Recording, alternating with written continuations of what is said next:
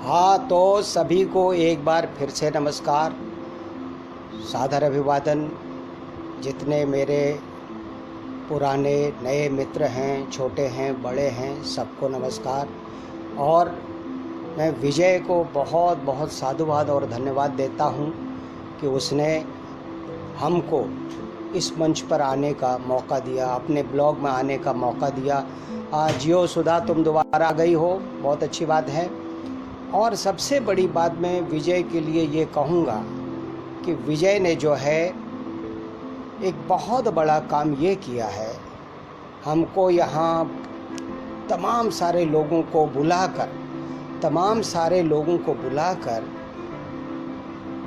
बहुओं के जरिए वैसी बातें शेयर करने के लिए कहा है जो आजकल के माहौल में, ये जो वैश्विक त्रासदी चल रही है, इस माहौल में जो हमारे कलाकार नए पुराने या इंडस्ट्री में कदम जमाने की जो कोशिश कर रहे हैं, वो जो जिस प्रकार से अवसाद में चले गए हैं, डिप्रेशन में चले गए हैं, हताश हो गए हैं, निराश हो गए हैं, उनको हम लोग अपने अनुभवों से, अपने जीवन की यात्रा से कुछ ऐसी बात निकाल के दे सकें कि उनका साहस बढ़े, उनकी हिम्मत बढ़े, उनके भीतर आशा का संचार हो और वो विपरीत परिस्थितियों में भी आगे बढ़ने के लिए अपनी खुद को हिम्मत दे सके। इसके लिए मैं विजय को साधुवाद देता हूं और मुझे विजय ने इस योग्य समझा कि मैं इस मंच पर आकर शायद इस पुनीत कार्य में कुछ मदद कर सकूं, मेरी बात से कुछ ऐसी बात निकल सके जिससे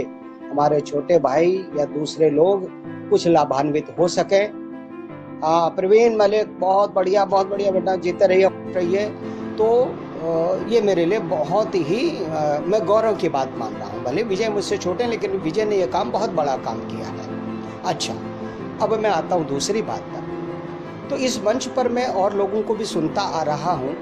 मैं राकेश जी को, जो हमारे सीनियर हैं, उनको सुन नहीं पाया, लेकिन मुझे विश्वास है कि उन्होंने भी अपने अनुभवों से ज़रूर कुछ ऐसी बात निकाली होगी जिससे हमारे नवोदित लोगों को जो निराशा में हैं या निराशा में नहीं भी हैं, तो उनको जीवन में आगे बढ़ने के कुछ न कुछ सूत्र मिले होंगे। क्योंकि राकेश जी ने भी अपने जीवन में एक संघर्ष किया है। वो संघर्ष भले आर्थिक ना हो, लेकिन अपनी कला के माध्यम से एक मुकाम तक पहुंचने के लिए, एक जीवन के साथ आगे बढ़ने के लिए जो उन्हें संघर्ष करना पड़ा, वो मानसिक संघर्ष कहलाएगा। और उन्होंने उस पर विजय पाई और एक मुकाम हासिल किया। उसके बाद मैंने सुना बोधिसत्व जी को, वहाँ मैं अभिभूत हो गया। इतना ज्ञानी आदमी, जीवन के इतने सारे अनुभवों के जरिए उन्होंने हम सारे लोगों के बीच रचनात्मकता, आशावादिता, जीवन में सकारात्मक दृष्टिकोण, इसके लिए जितने सरल सहज शब्दों में और बहुत ही सारगर्भित शब्दों में, गहराई वाले शब्दों में बात करी, उनके लिए मैंने विजय को साधुवाद दिया और मैं बोधिसत्व जी को भी प्रणाम करता हूँ। उसके बाद विवांशु आए। विवांशु ने हंसते खेलते बात करते हुए अपने जीवन की पूरी यात्रा को सहजता से बताते हुए उन्होंने भी विपरीत परिस्थितियों में जीवट के साथ आगे बढ़ने और खड़े रहने के लिए एक संदेश दिया। भले ही वो कुछ दिनों पूर्व खुद इन सारी विसंगतियों से और बड़ी इस उहापों के जरिए वो भी मुझे खिन्न से लगते थे, लेकिन उन्होंने अपने खिन्नता को खुद पर तो हावी नहीं होने दिया, लेकिन साथ ही साथ दूसरों को भी एक जो है सकारात्मक दृष्टिकोण के साथ आगे बढ़ते रहने और हिम्मत के साथ खड़े रहने की बात करें। सलीम भाई, परसों सलीम भाई आए। भाई वाह, क्या बात है। सलीम भाई ने तो एक चिकित्सक की तरह, वो फिजिशियन की तरह भी और मनोचिकित्सक की तरह भी इतनी जीवनोपयोगी बातें बताई। वो केवल हम कला क्षेत्र के लोगों के लिए ही नहीं, बल्कि जीवन के और क्षेत्र के लोगों के लिए भी बड़ी लाभदायी निकली। सलीम भाई के साथ कभी इतना लंबा इंटरेक्शन नहीं हुआ, लेकिन इतनी सहजता से और गंभीरता के साथ और बहुत पकाव के साथ उन्होंने जो बात करी, एक एक्टर के लिए तो फिर निराशा का कहीं कोई कण भी नहीं रह जाना चाहिए। सबसे बड़ी बात उन्होंने क्या कही, जब कभी जीवन में व्यवधान आता है, कोई दुश्वारियां आती हैं, तो वो एक कलाकार के लिए पुनर्निर्माण का मौका होता है, पुनर्निर्माण का अवसर होता है। और ये समय, इस पर थोड़ी सी मैं आगे बात कर सका तो करूँगा। तो इसके लिए उन्होंने कहा कि हम एक्टर्स को इस समय सोचना चाहिए कैसे हम फिर से अपने आप को और बेहतर तैयार कर सकें। ये वक्त इसका है। दूसरा उन्होंने कहा कि हमें अब अपने हेल्थ पर, अपने शरीर पर, क्योंकि एक एक्टर के लिए उसका शरीर, उसकी हेल्थ बहुत बड़ा एसेट होती है, तो हमें उसके लिए ध्यान रखना चाहिए। और सामान्य खान पान से लेकर दैनिक दिनचर्या में किस तरीके से छोटी छोटी बातों को अपना कर हम अपने स्वास्थ्य को बेहतर बना सकते हैं, इस पर सलीम भाई ने बहुत गजब की बातें बताई। इसके साथ ही साथ निराशा से बाहर निकलने के लिए, अवसाद से बाहर निकलने के लिए, नकारात्मकता से बाहर निकलने के लिए सलीम भाई ने बहुत गजब की बात करी। मैं उनको नमन करता हूँ। अब कल मीना आई। मीना का तो आपने पूरा जीवन यात्रा सुनी। उसके जीवन में एक मतलब क्या कहना चाहिए, बहुत घरेलू और पारंपरिक परिवेश में पली बड़ी लड़की ने किस तरीके से जो है संघर्ष किया और अपने रास्ते पर बढ़ती चली गई। उसने कल अपने बारे में ठीक से वो बात बता नहीं पाई। जब उसके पिताजी का देहांत हुआ था, उसके तीसरे दिन ही उसने स्टेज पर शो करना था, और उसमें एक नाटक नहीं थे, 2 नाटक थे। दोनों नाटक एक साथ होते थे। बहुत बड़ा सवाल जो सुनील पंजवानी सर ने ऐसा किया था, राज सर ने, कि चलो क्लास के लड़के ही प्ले को डायरेक्ट करें। इससे पहले साल भी ऐसा हुआ था जिसमें चित्रा जी ने और मुकेश जी ने, इन लोगों ने डिज़ाइन, वो चित्रा जी ने शायद छतरियाँ किया था और मुकेश मोहन नैथानी ने ब्रीफ केस किया था। उसके बाद ये 2 प्ले हम जब लोग सेकेंड ईयर में आए तो उसमें 2 लोगों ने तैयार किया था, सुनील पंजवानी ने, और स्वर्ण सिंहासन किया था एन राजन मिताई ने। लेकिन हाँ, बहुत बड़ा सवाल जो सुनील पंजवानी ने डायरेक्ट किया, तो उसमें सर ने, राज साहब ने आके बहुत सारे, भले ही अपनी बात को नहीं थोपा, लेकिन ऐसी तरीके से उन्होंने क्लास ले कि हम लोगों की जो निर्देशन के स्तर पर भी और अभिनय के स्तर पर भी बहुत सारा एक्सप्लोरेशन हो जाए। तो मीना उसमें भी काम करती थी और स्वर्ण सिंहासन में भी। स्वर्ण सिंहासन में उसका बहुत गंभीर रोल था और बहुत बड़ा सवाल में वो 3-4 महिलाएं जो मीटिंग में आती हैं, उसमें एक मनोरमा, शायद मनोरमा का वो पात्र कर रही थी, बड़ी चोल वाली लड़की, नॉन सीरियस महिलाएं जो काम का जो मतलब जो है, मतलब for the sake of formality जो है, कोई ग्रुप भी ज्वाइन कर लिया, कोई संस्था ज्वाइन कर ली। तो मीना की हिम्मत की दाद देनी पड़ेगी। कैसे उसने घर वालों को मनाया होगा। चलो उसके पापा चले गए जो कि उसके बहुत फेवर में थे, लेकिन भाई लोग, उसके बड़े भाई साहब जो हैं पुलिस ऑफिसर थे, उस भी समय सर्कल ऑफिसर थे, क्या थे, आज मेरी उनसे आजकल मुलाकात होती है, हमारे पर्वती परिषद से वो जुड़े हुए हैं, जोशी जी। तो उन भाइयों को जिसके घर में बड़े भाई पुलिस वाले हो, बड़े अफसर हों, उनको कैसे मनाया होगा। तो मीना में तो ये जीवट बचपन से ही है। तो फिर उसने अपनी यात्रा में बड़े क्लियर कट विजन से, लगनशीलता के साथ जो भी निर्णय लिए, भले वो बड़े द्वंद्वात्मक निर्णय थे, वो भाई इधर जाऊं कि उधर जाऊं वाली स्थिति थी कई बार, लेकिन उसने जो निर्णय लिया फिर उसमें पूरी श्रद्धा और निष्ठा से काम किया। अब क्या मीना के इस जीवन की इस बात से आजकल जो हम लोग निराशा में या किंकर्तव्य विमूढ़ता की स्थिति में आए हुए हैं, कुछ क्या करें, लग रहा है कि जीवन ठहर गया है और सहारा भी छूट रहा है, ऐसे में जो मीना ने पॉजिटिविटी दिखाई, जब उसको अपनाकर उसके सहारे से क्या हम आगे नहीं बढ़ सकते। स्थितियाँ विकट हैं, दुश्वारियाँ हैं, जाहिर सी बात है, लेकिन उनसे भागा नहीं जाएगा। हाँ, एक दूसरे को कोऑपरेट करना पड़ेगा, अकेला कोई कुछ नहीं करेगा। बाकी लोगों का अगर मतलब धन से भी अगर सहयोग ना हो तो मन का सहयोग जो है बहुत बड़ा सहयोग होता है। 2 बोल साहस के दे देना, साथ में लेकर चलना, किसी को अकेला न महसूस होने देना, अगर इतना भी हम कर गए बहुत निष्ठा से, स्नेह से और प्रेम से, तो जो बहुत सारे लोग थोड़ा सा नकारात्मकता के प्रेशर में आ गए हैं, उनको जो है सकारात्मकता की ओर ले जाया जा सकता है। उनको फिर से अपनी जगह पर खड़े होने और आगे बढ़ने के लिए हिम्मत दी जा सकती है। चलिए, अब क्या है कि मैं थोड़ा सा अपने जीवन की भी बात कर लूं। बहुत बार ऐसा हुआ है कि जो हम लोग आके निर्देशन और एक्टिंग करते हैं, ये सब लोग थोड़ा बहुत जान ही जाते हैं, और बीएनए में आने के बाद लोगों ने क्या क्या किया, क्या नहीं किया, थोड़ा बहुत तो बात जो है लोगों की जानकारी में आ ही जाती। मैं थोड़ा सा आप लोगों को पिछली बात बताना चाहता हूँ कि मैं आखिर बीएनए में आया कैसे। यहाँ पर पता चले कि हाँ, जीवन में कैसे कैसे मोड़ आते हैं, कैसी कैसी जगहें आती हैं जहाँ लगता है कि अब खाली हो गया है, अब क्या करें, अब तो गए, अब क्या होगा। तो उसी बिंदु पर हमें हमारे पुनर्निर्माण की भी संभावनाएं होती हैं। मुझे अपने जीवन में ऐसा लगता है। मैं वैसे समझिए कि कुमाऊं पृष्ठभूमि का हूँ, कुमाऊनी पृष्ठभूमि का, तो प्रकृति के साथ में रहा हूँ और हमारे प्राकृतिक परिवेश में, प्राकृतिक समाज में अभिव्यक्ति परंपराएं बहुत रही, अभिव्यक्ति परंपराएं बहुत रही हैं, जिससे कहीं संस्कार रूप में अभिनय के कहीं बीच होने कोने जरूर पड़े होंगे। और बचपन में रामलीलाओं के प्रति बड़ी अभिरुचि थी। 7-8 साल की वर्ष की उम्र में ही रामलीला के प्रति बहुत अभिरुचि थी, तो शायद वो भी कहीं न कहीं भीतर में बीज रूप में कहीं पड़े होंगे। हालांकि रामलीला में एक बार हमने शत्रुघ्न का भी पार्ट किया था, लेकिन मैं बेसुरा तो नहीं था, बेताला बहुत था।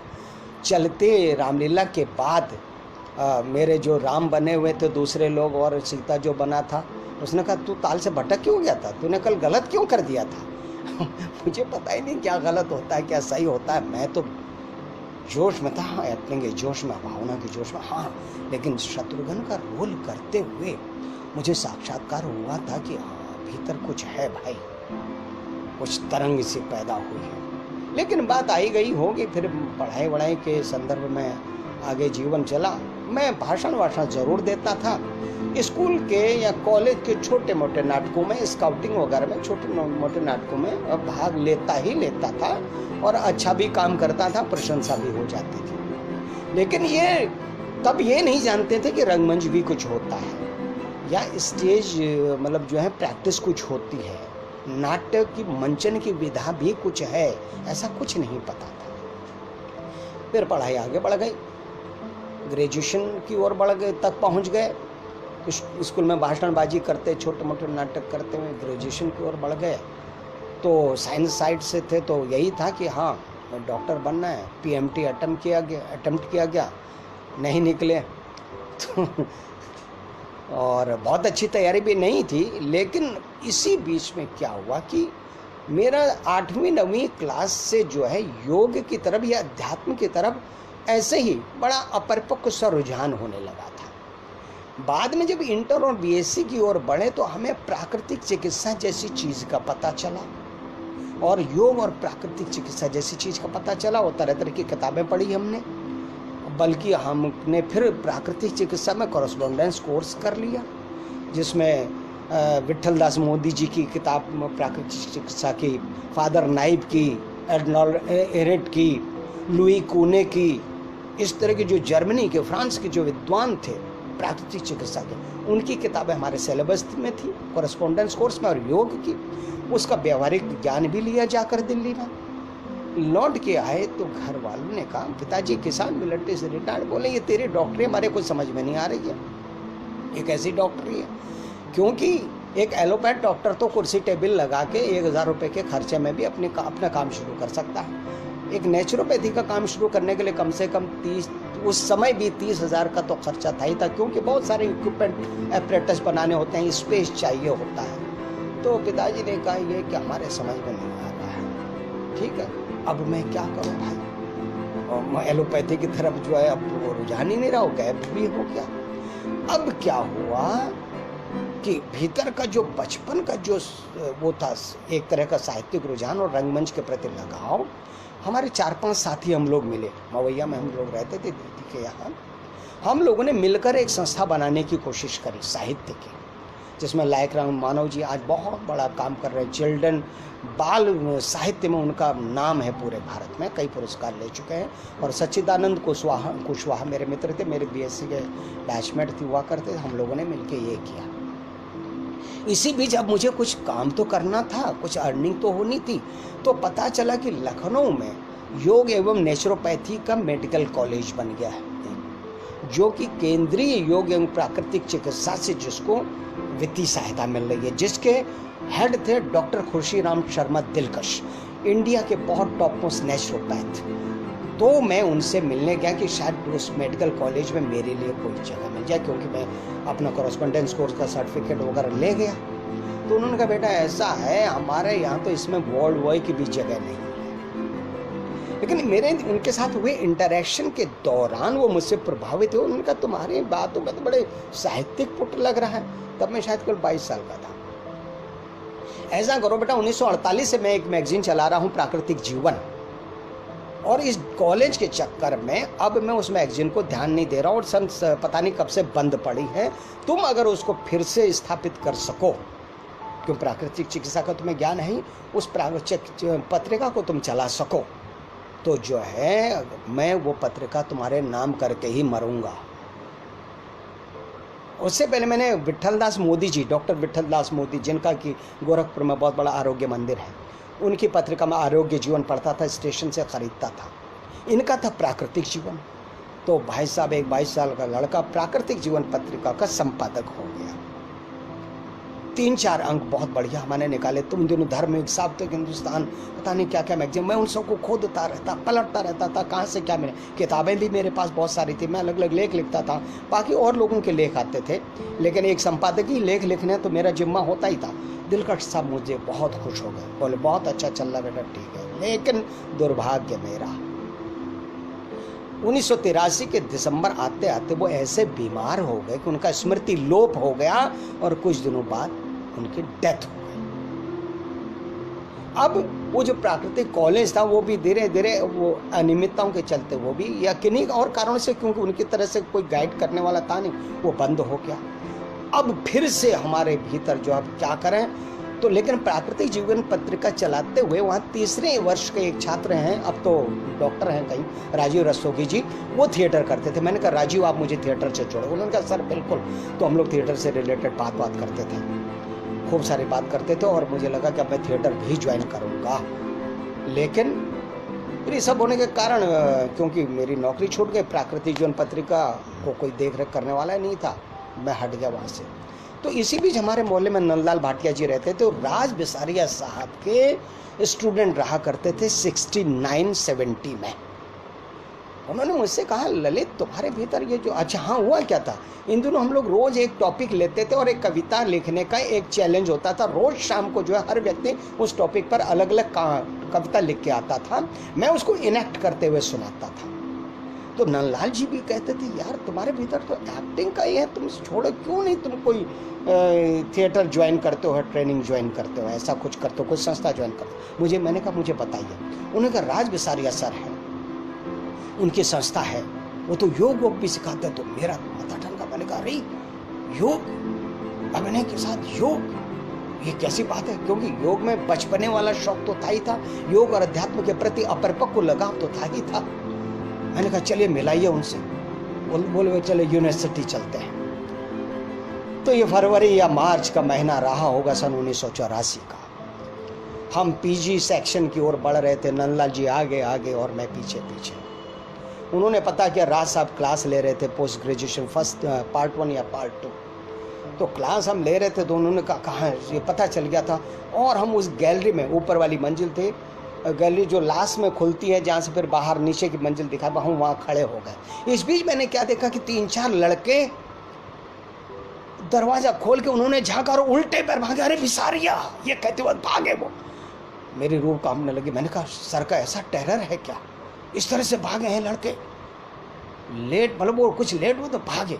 तो मैंने नंदलाल जी की तरफ देखा, बोले नहीं नहीं वो चिंता मत करो, ऐसी कोई बात नहीं, सर स्ट्रिक्ट है, लेकिन ऐसा मैं मिलाने लाया हूँ ना। हम लोग भी डरते थे सर से, उन्होंने कहा, लेकिन मैं मिलाने तो लाया हूँ। अरे नंदलाल जी करीब 45 साल के थे। अब सर बाहर निकले, लेकिन स्टाफ रूम दूसरी तरफ था। सर जा रहे, सर जीन्स पहने हुए थे, शर्ट पहने हुए थे, उनके सर के बाल। मैंने नंदलाल जी से कहा ये तो ऐसे हैं, मतलब ऐसे मतलब बिल्कुल आधुनिक, और योग पढ़ाते हैं, योग की बातें करते हैं, मतलब थोड़ा सा, क्योंकि जब तक समझ नहीं होती है तब तक हम कुछ अपने मन में तमाम सारे तर्क वितर्क करने लगते हैं और निर्णय पर पहुंच जाते हैं की बात सोच रहे हैं।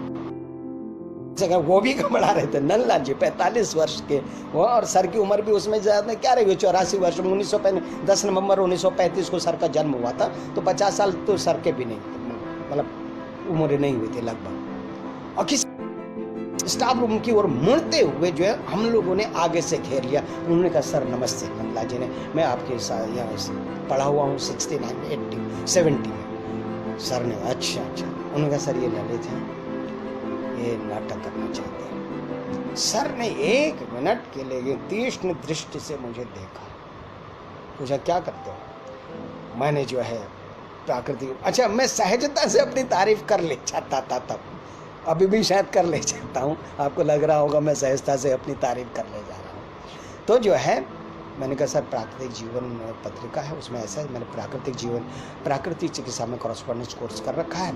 कहाँ के हो? मैंने कहा कुमाऊँ। बोले पहाड़ मुझे बहुत प्रिय है, समंदर मुझे बहुत प्यारा है, आना कभी।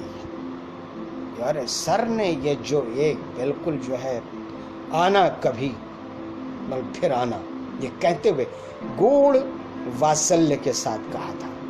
वो एक छाप ऐसे मन में पड़ी कि मुझे लगा कि मुझे कुछ सिद्ध हो गया, कुछ हासिल हो गया है, मुझे लौट आया। लेकिन 1-2 दिन 4-5 दिन बाद मन में फिर से संकोच, अरे सर इतनी बड़ी हस्ती हैं कि मैंने अभी कुछ किया नहीं है। फिर वही नैराश्य जो आजकल हम लोगों के में हो रहा है, ये जो विश्वव्यापी कोरोना के चक्कर में हम लोग स्थितियों की विकरालता से डर कर, हम डरे ना तो शायद हमारी हिम्मत कुछ बढ़ जाए। जैसे बाली के सामने जो भी जाता था तो आधा डर के मारे कम हो जाता था, बाली की धौंस से, है ना, आधा डर के। तो वही कुछ चीज जो है मेरे भीतर आ गई, अरे हम कहाँ क्या। लेकिन अच्छा कोई अगर बोर हो रहा हो तो मुझे लिख दे, मैं बात को जंप करके आगे बढ़ सकता हूं। अगर कोई बोर हो रहा हो तो प्लीज जल्दी से लिख दे। संतोष बहुत बढ़िया, अरे क्या संतोष आपने बात कही, तारीफ कर दी, मैं खुश हो गया। लेकिन ये मजाक नहीं कर रहा हूँ, गंभीरता से ही कह रहा हूँ, मजाक में नहीं कह रहा हूँ। हाँ कोई ये लिख दे अगर बोर हो रहा हो तो, अगर समय की कमी हो तो मैं जल्दी से आ जाता हूँ बात पर, लेकिन मैं बीच बीच में वो बातें करता रहूँगा क्योंकि ये बातें मेरी किसी को भी नहीं पता होंगी, इसलिए मैं ये बात कर रहा हूँ। मेरे सहपाठियों को भी शायद उतना नहीं पता होगा, विवांशु और अतुल जो मुझसे इतने करीब हुआ करते थे। अभी इनकी भी मैं तारीफ करने वाला हूँ, तारीफ और बुराई दोनों करने वाला हूँ। ये अगर होंगे तो यहाँ पर राघव हैं कि नहीं है पता नहीं, विजय तो पता नहीं कहाँ हैं। कल परसों में किसी पेज ऑनलाइन पे मैं विजय की तारीफ कर चुका हूँ। हाँ कोई बता दो जल्दी भाई, मैं आगे बढ़ रहा हूँ। ऐसे तो क्या हुआ, अगस्त या जुलाई के महीने में एक विज्ञापन देखा अखबार में, भारतीय हिंदू नाट्य अकादमी द्विवर्षीय पाठ्यक्रम के लिए आवेदन आमंत्रित, नीचे राजबिसारिया। मैंने कहा हमें तो मालूम था सर की कोई संस्था, और इस संस्था के जो सर डायरेक्टर भी है। मैंने तुरंत नंदलाल जी बगल में रहते, मैंने कहा बोले ललित हमको भी ये नहीं मालूम था। हाँ भारतीय नाट्य अकादमी है, ऐसा कुछ पता है। वो क्या करने बोले, उन्होंने कहा भरो। मैंने कहा अरे भाई रोमांचित होकर, लेकिन मैंने भरा फॉर्म। और मैंने क्या इसको, मेरे पास कोई किसी पर्टिकुलर नाटक में काम किए हुए का कोई डॉक्यूमेंट तो था ही नहीं। मैंने कहा चलो ये मेरी ज़िंदगी का शायद एक निर्णय लेने का सबसे बड़ा वो है। मैंने तमाम जीवन के अपने रास्ते इधर इधर बिखरा दिए, उन पर चला नहीं। मेरे लिए ये डू और डाई की बात है। तब मैंने योग्यता न होते हुए भी अपने भीतर नैतिक संबल को इकट्ठा किया। सुन लो दोस्तों, आज जो हम लोग किंकर्तव्य विमूढ़ स्थिति में हैं, इस विश्वव्यापी कोरोना की महामारी के चक्कर में हमारे ऊपर आर्थिक और रचनात्मक संकट का जो भयावह बादल घिर रहे हैं, उनसे जो हम लोग बिल्कुल जो है हताश निराश हो गए हैं। ये स्थिति उस समय भी आई है, मेरे लिए भी आई है कि क्या करें। तो लगा कि नहीं अब तो कुछ और है ही नहीं, यही करना है, डू और डाई। हमने फॉर्म भरा तो मेरे पास, मैंने प्राकृतिक चिकित्सा के संपादक की फोटोकॉपी लगा दी भाई साहब। स्कूल में जो नाटक के कुछ कविताएं लगा दी, उनकी फोटोकॉपी लगा दी। मतलब मरता क्या ना करता, वो लगा दिया हमने। अब फॉर्म जमा करने गए हम, कल्लन भाई वहां मिले, कल्लन भाई मतलब गेट पर। तब हम सचिवालय कॉलोनी में बीए हुआ करता था। उन्होंने पलटा, बोला अच्छा फॉर्म है आपका। कल्याण भाई ने हमसे ये बोला अच्छा फॉर्म। मैंने अरे मेरा फॉर्म अच्छा हो गया। सुन रहे जय, आप भी सुनते रहिए ये बात है। तो फिर मैं खुश हो गया, थोड़ा सा संबंध मिला। कल्याण भाई को मैं नमस्कार करता हूँ, रिटायर हो गए, ठीक है। अब जो है उसमें जो आया था तैयार करने के लिए, जो मिला था, मोहन रागेश आधे अधूरे और अंधेरे में कविता मुक्ति बोध जी की, और बेड़ारे का खामोश अदालत जारी है का पैसेज। मुझे ये कुछ नहीं पता ये कहाँ का है, मुक्तिबोध जी का जरूर नाम सुना था भाई साहब, है ना कुछ, लेकिन तैयार किया आधे तो अपने दम पर की तैयार किया, कोई था नहीं, कविता अपने दम पर तैयार की, क्योंकि एक इमोशन की अभिव्यक्ति की प्रवृत्ति थी जो सब में होती है, किसी में मुखर होती है, किसी में दबी रहती है। मनुष्य है तो उसमें अभिव्यक्ति है, क्योंकि मनुष्य के साथ परिचयात्मक लक्षण है जिज्ञासा, चिंतन शक्ति, विश्लेषण शक्ति, तर्क शक्ति, कल्पना शक्ति, रचनात्मकता और अभिव्यक्ति। ये मनुष्य के आइडेंटिफाइंग फीचर है ही हैं, सभी में हैं। किसी में सुप्त हैं, किसी में जागृत हैं, तो मेरे में जागृत थे, और जागृत होने के कारण के पीछे मेरा प्राकृतिक परिवेश और मेरे कुमाऊं की अभिव्यक्ति परक परंपराएं, जिन्होंने मेरे भीतर ये सेंसेशन पैदा किया अभिव्यक्ति का। ठीक है, तो उसी के दम पर मैंने वो तैयारी करी। मैंने मानव जी को और सच्चिदानंद कुशवाहा को और विजय तिवारी को सबको सुना, बोले नहीं हो जाएगा, आज हो जाएगा, क्योंकि मेरे एक्टिंग से तो वो प्रभावित थे ही थे, नाटक किसी ने नहीं देखा था तो गए भाई साहब। लेकिन जाने से पहले क्या हुआ, फॉर्म जिस दिन हमने जमा किया, श्रीपाल सिंह तेवतिया बुलंदशहर सिकंदरा के हमारे बैचमेट, उसका मेरी जिंदगी में बहुत बड़ा हाथ है। शिवपाल और हम टकराए, फॉर्म जमा करने के लिए गए थे, तो शिवपाल ने कहा इंटरव्यू पर तो मैं जाऊंगा नहीं यार, ललित कहीं धर्मशाला बताओ यार, तुम तो यहीं के रहने वाले हो। मैं लग गया साइकिल लेकर उसके साथ, रकाबगंज में पहुंचे लखनऊ, वहाँ रकाबगंज में एक धर्मशाला देखी, 3 रुपए के एक दिन का था। क्षमा करना चाय ठंडी हो गई, पहले ही बन गई थी, अब पी रहा हूँ। अरे विजय ये ज्ञान की बात है, क्या बात है। Manish Bhandari great great great. अब मनीष तुम इसलिए तो नहीं कह रहे हो कि पहाड़ी तुम भी पहाड़ी, मैं भी तारीफ कर रहा हूँ, लेकिन बेटा ऐसा हम ये मानते हैं इस सृष्टि में हर आदमी सबसे पहले पहाड़ी ही था, मैदानी बाद में बने जो भी बना, है ना, पहले सब पहाड़ी थे। उसका मेरे पास तर्क है, बाकायदा तर्क है, ज्योग्राफिकल तर्क है मेरे पास, लेकिन वो यहाँ पर अभी बात नहीं बन सकती है, समझे आप विजय अजय। तो श्रीपाल के लिए मैंने धर्मशाला। अब बात हुई पैसेज की, हाँ तो मैं तो इससे अलग क्या सुनाओगे, तो उसने तुगलक वाली कही कि उमंगों भरी उम्र है। मैंने कहा ये क्या भाई, अरे बोले तुमको नहीं मालूम ये गिरीश कार्नाड जी का नाटक है। मैंने गिरीश कार्नाड कौन, अरे तू क्या है यार ललित, तुझे कोई नाटकों का पता ही नहीं है, ये आधे अधूरे का नाटक का पैसेज है तुझे पता। मैंने कहा कुछ नहीं। मैंने भाई बोले बोल रुक जा, फिर मैंने तेरे को कुछ नाटककारों के नाम बताता हूँ और उनके नाटकों के नाम बताता हूँ, परसों पूछा जाएगा तू बेवकूफ़ है यार तूने क्या कर रखा। भाई हमको क्या था, जयशंकर प्रसाद जी मालूम थे, जगदीश चंद्र माथुर जी का कोणार्क पढ़ा था वो मालूम था, राम कुमार वर्मा जी के नाटक पढ़े थे, हार की जीत या ये तमाम और सारी चीज़ें, या फिर वीर बालक, इस तरह के नाटक पढ़े थे, दीपदान, है ना, ये सब। बोले ललित ये तो भाई उस एक दिन श्रीपाल ने मेरी जो तैयारी कराई, बिल्कुल अज्ञानी आदमी की श्रीपाल ने कम से कम इन्फॉर्मेटरी लेवल पर मुझे इतनी चीज़ें दे दी कि इंटरव्यू देने की मेरी हिम्मत बन गई। अच्छा, अब भाई इंटरव्यू के दिन पहले रिटन टेस्ट हुआ, रिटन टेस्ट अच्छा ही हो गया, थोड़ी बहुत साहित्य पढ़ा ही था, थोड़ा बहुत कलात्मक फिल्मों का रुझान था ही था, तो खंडहर और ये सब बारे में इनके बारे में आया था, क्लासिकल म्यूजिक वगैरह के बारे में आया था, तो उसका रुझान थोड़ा ही था, रुचि थी, जानकारी भले कम थी, तो रुचि के दम पर थोड़ी बहुत जानकारी हो रही थी, तो वो तो रिटर्न बहुत बढ़िया निकल गया। अब इंटरव्यू की बारी आई, इंटरव्यू का नंबर नहीं आया, और पिछले वाले कमरे में भाई साहब सेकेंड ईयर वाले लड़के फर्स्ट ईयर वालों की मतलब जो है ज्ञान की परीक्षा ले रहे हैं, उनके बहुत अच्छे अंदाज में। आजकल वाले लड़कों रैगिंग जैसी विकृति की वकालत करने वालों, ये वो दौर नहीं था।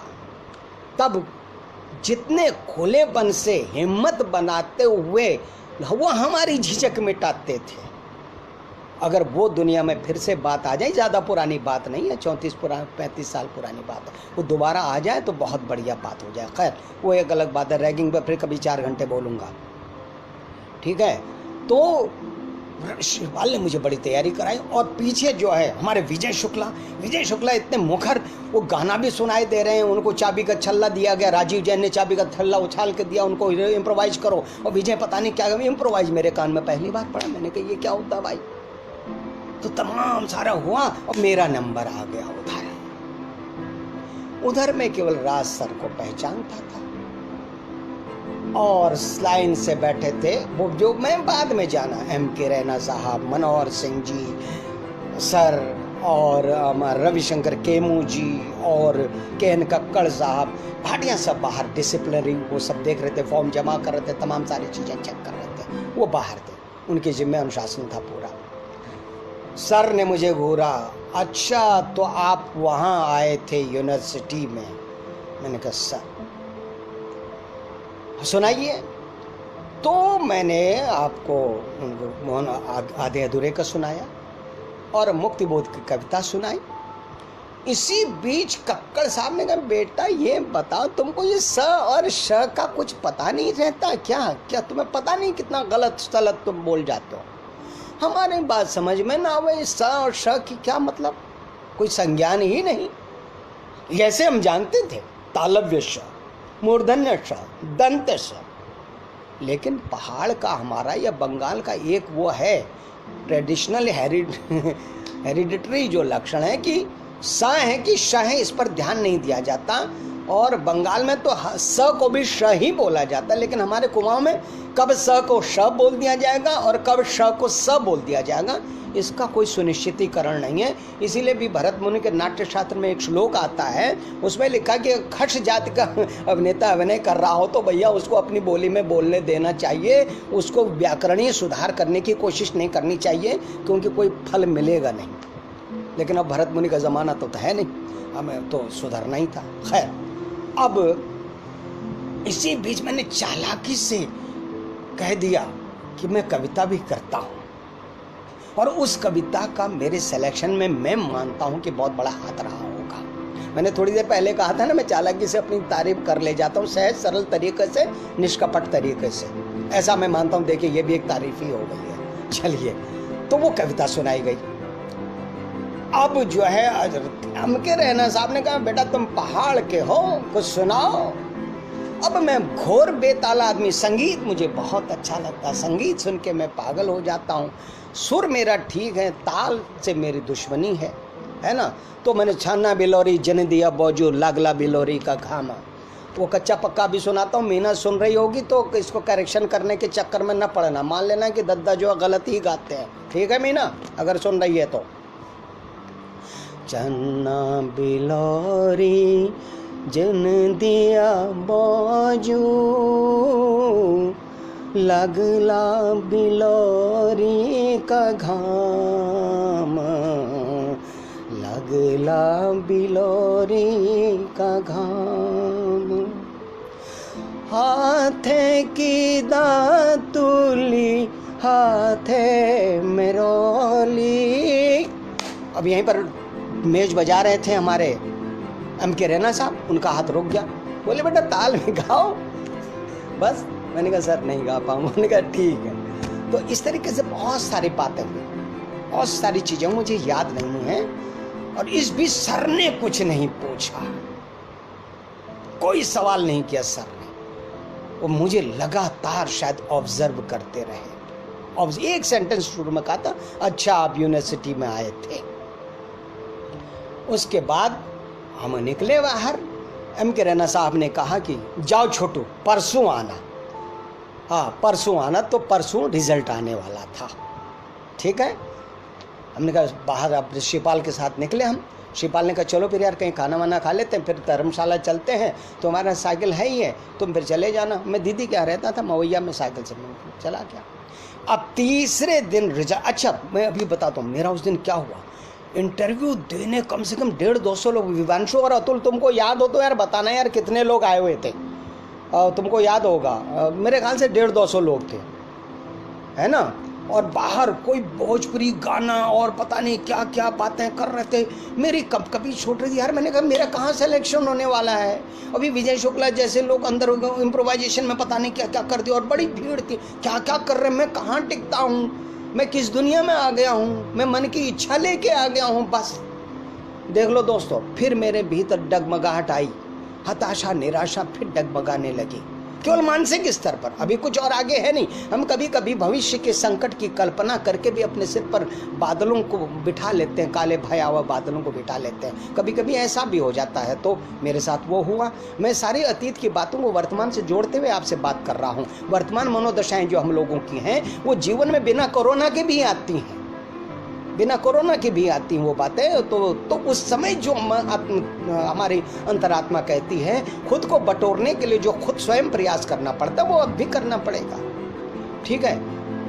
तो मैंने शिवपाल से कहा, यार इतने लोग हैं शिवपाल, यार मेरा तो होने वाला नहीं, तेरा तो हो जाएगा यार, तू तो इतना पहले से नाटकों के बारे में जानता है, विजय तेंदुलकर कौन है तू जानता है, मोहन राकेश कौन है जानता है, और या दूसरे नाटककारों के नाम जानता है, तुगलक किसने लिखा जानता है। मैं तब तुगलक थोड़ी बोल पाता था, अब बोल रहा हूँ तुगलक बोलता था। नुक्ता क्या होता है, स क्या होता है, श क्या होता है, फ क्या होता है, फ क्या होता है, ज क्या होता है, ज क्या होता है, कहीं कुछ दूर दूर तक, सैकड़ों मील दूर तक इनका कोई वास्ता ही नहीं था, ठीक है।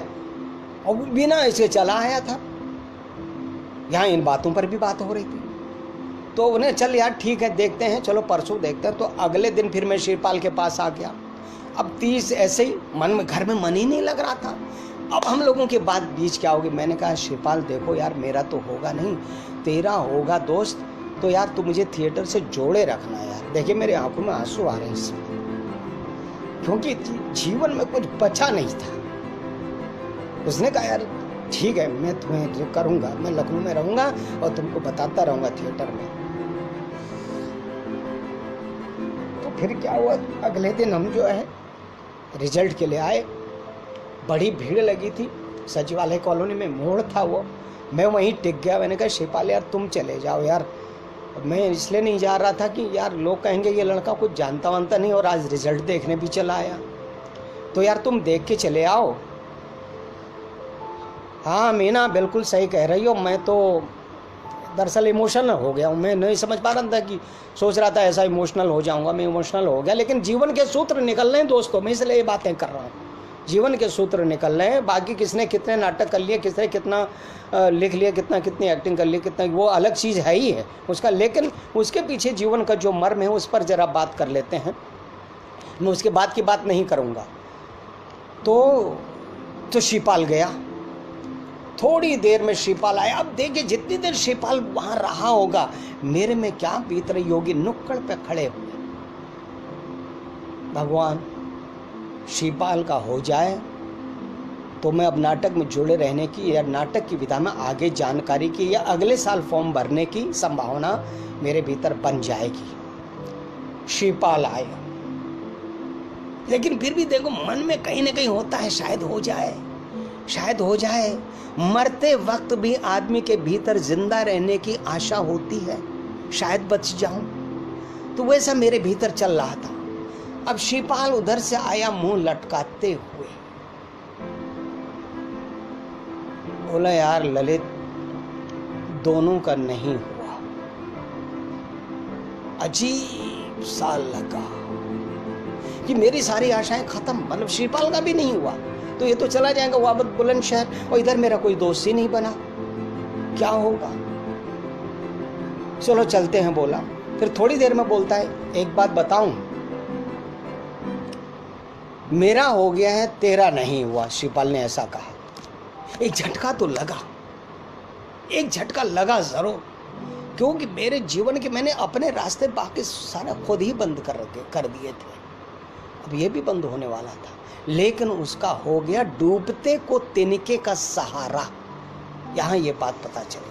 फिर थोड़ा आगे बढ़े, बोला एक बात बताऊं ललित, तेरा भी हो गया मेरा भी हो गया सिलेक्शन। अब समझिए कभी कभी खुशी अवाक कर देती है, कभी कभी खुशी अवाक कर देती है, मतलब अचानक लगता नहीं कि यार ये क्या हुआ। तो उसने ऐसे कहा। फिर थोड़ी दूर और आगे बढ़े तो उसने कहा ललित तेरा स्कॉलरशिप में हो गया है, मेरा बगैर स्कॉलरशिप के हुआ है। मुझे लगा यार इससे बड़ी भी कोई लॉटरी हो सकती है। और स्कॉलरशिप थी 250 रुपये और 200 रुपये। उसने कहा 250 रुपये वाले में हो गया है। और बोला मेरा जो है बिना स्कॉलरशिप के है। तो बिना स्कॉलरशिप का क्राइटेरिया उन दिनों ये था कि जो बहुत नीडी लोग होते थे उनको, और डिजर्विंग एंड नीडी दोनों देखा जाता था, तो उनको जो है प्रेफरेंस दिया जाता था स्कॉलरशिप का। और जो आर्थिक रूप से संपन्न होते थे डिजर्विंग होने के बाद भी, वो लगता था नहीं यार चलो तुम्हारा बेटा तुम बिना स्कॉलरशिप के भी कर लोगे तो तुम इस तरह से। अब भाई क्या हुआ होगा, हम लोग तुरंत वहीं पास में उमराव में सारांश लगी थी। हमने कहा सेलिब्रेट करते हैं। जो भी 1.5-2 रुपये का टिकट हमने रहा होगा, या वो शिवपाल ने ही खर्चा किया, मेरे पास पैसे शायद नहीं थे, शिवपाल ने खर्चा किया। हम लोगों ने सारांश देखी उस दिन। ठीक।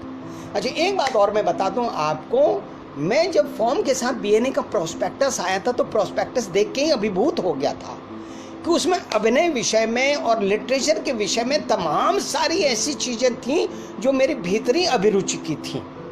योग के बारे में बात कर चुका हूँ, भारतीय नाट्य साहित्य, पाश्चात्य नाट्य साहित्य, दर्शन वगैरह तमाम सारी चीज़ें। मैंने कहा अरे मैं तो केवल एक्टिंग सोच रहा था, यहाँ तो ये सब अथाह संसार है ज्ञान का।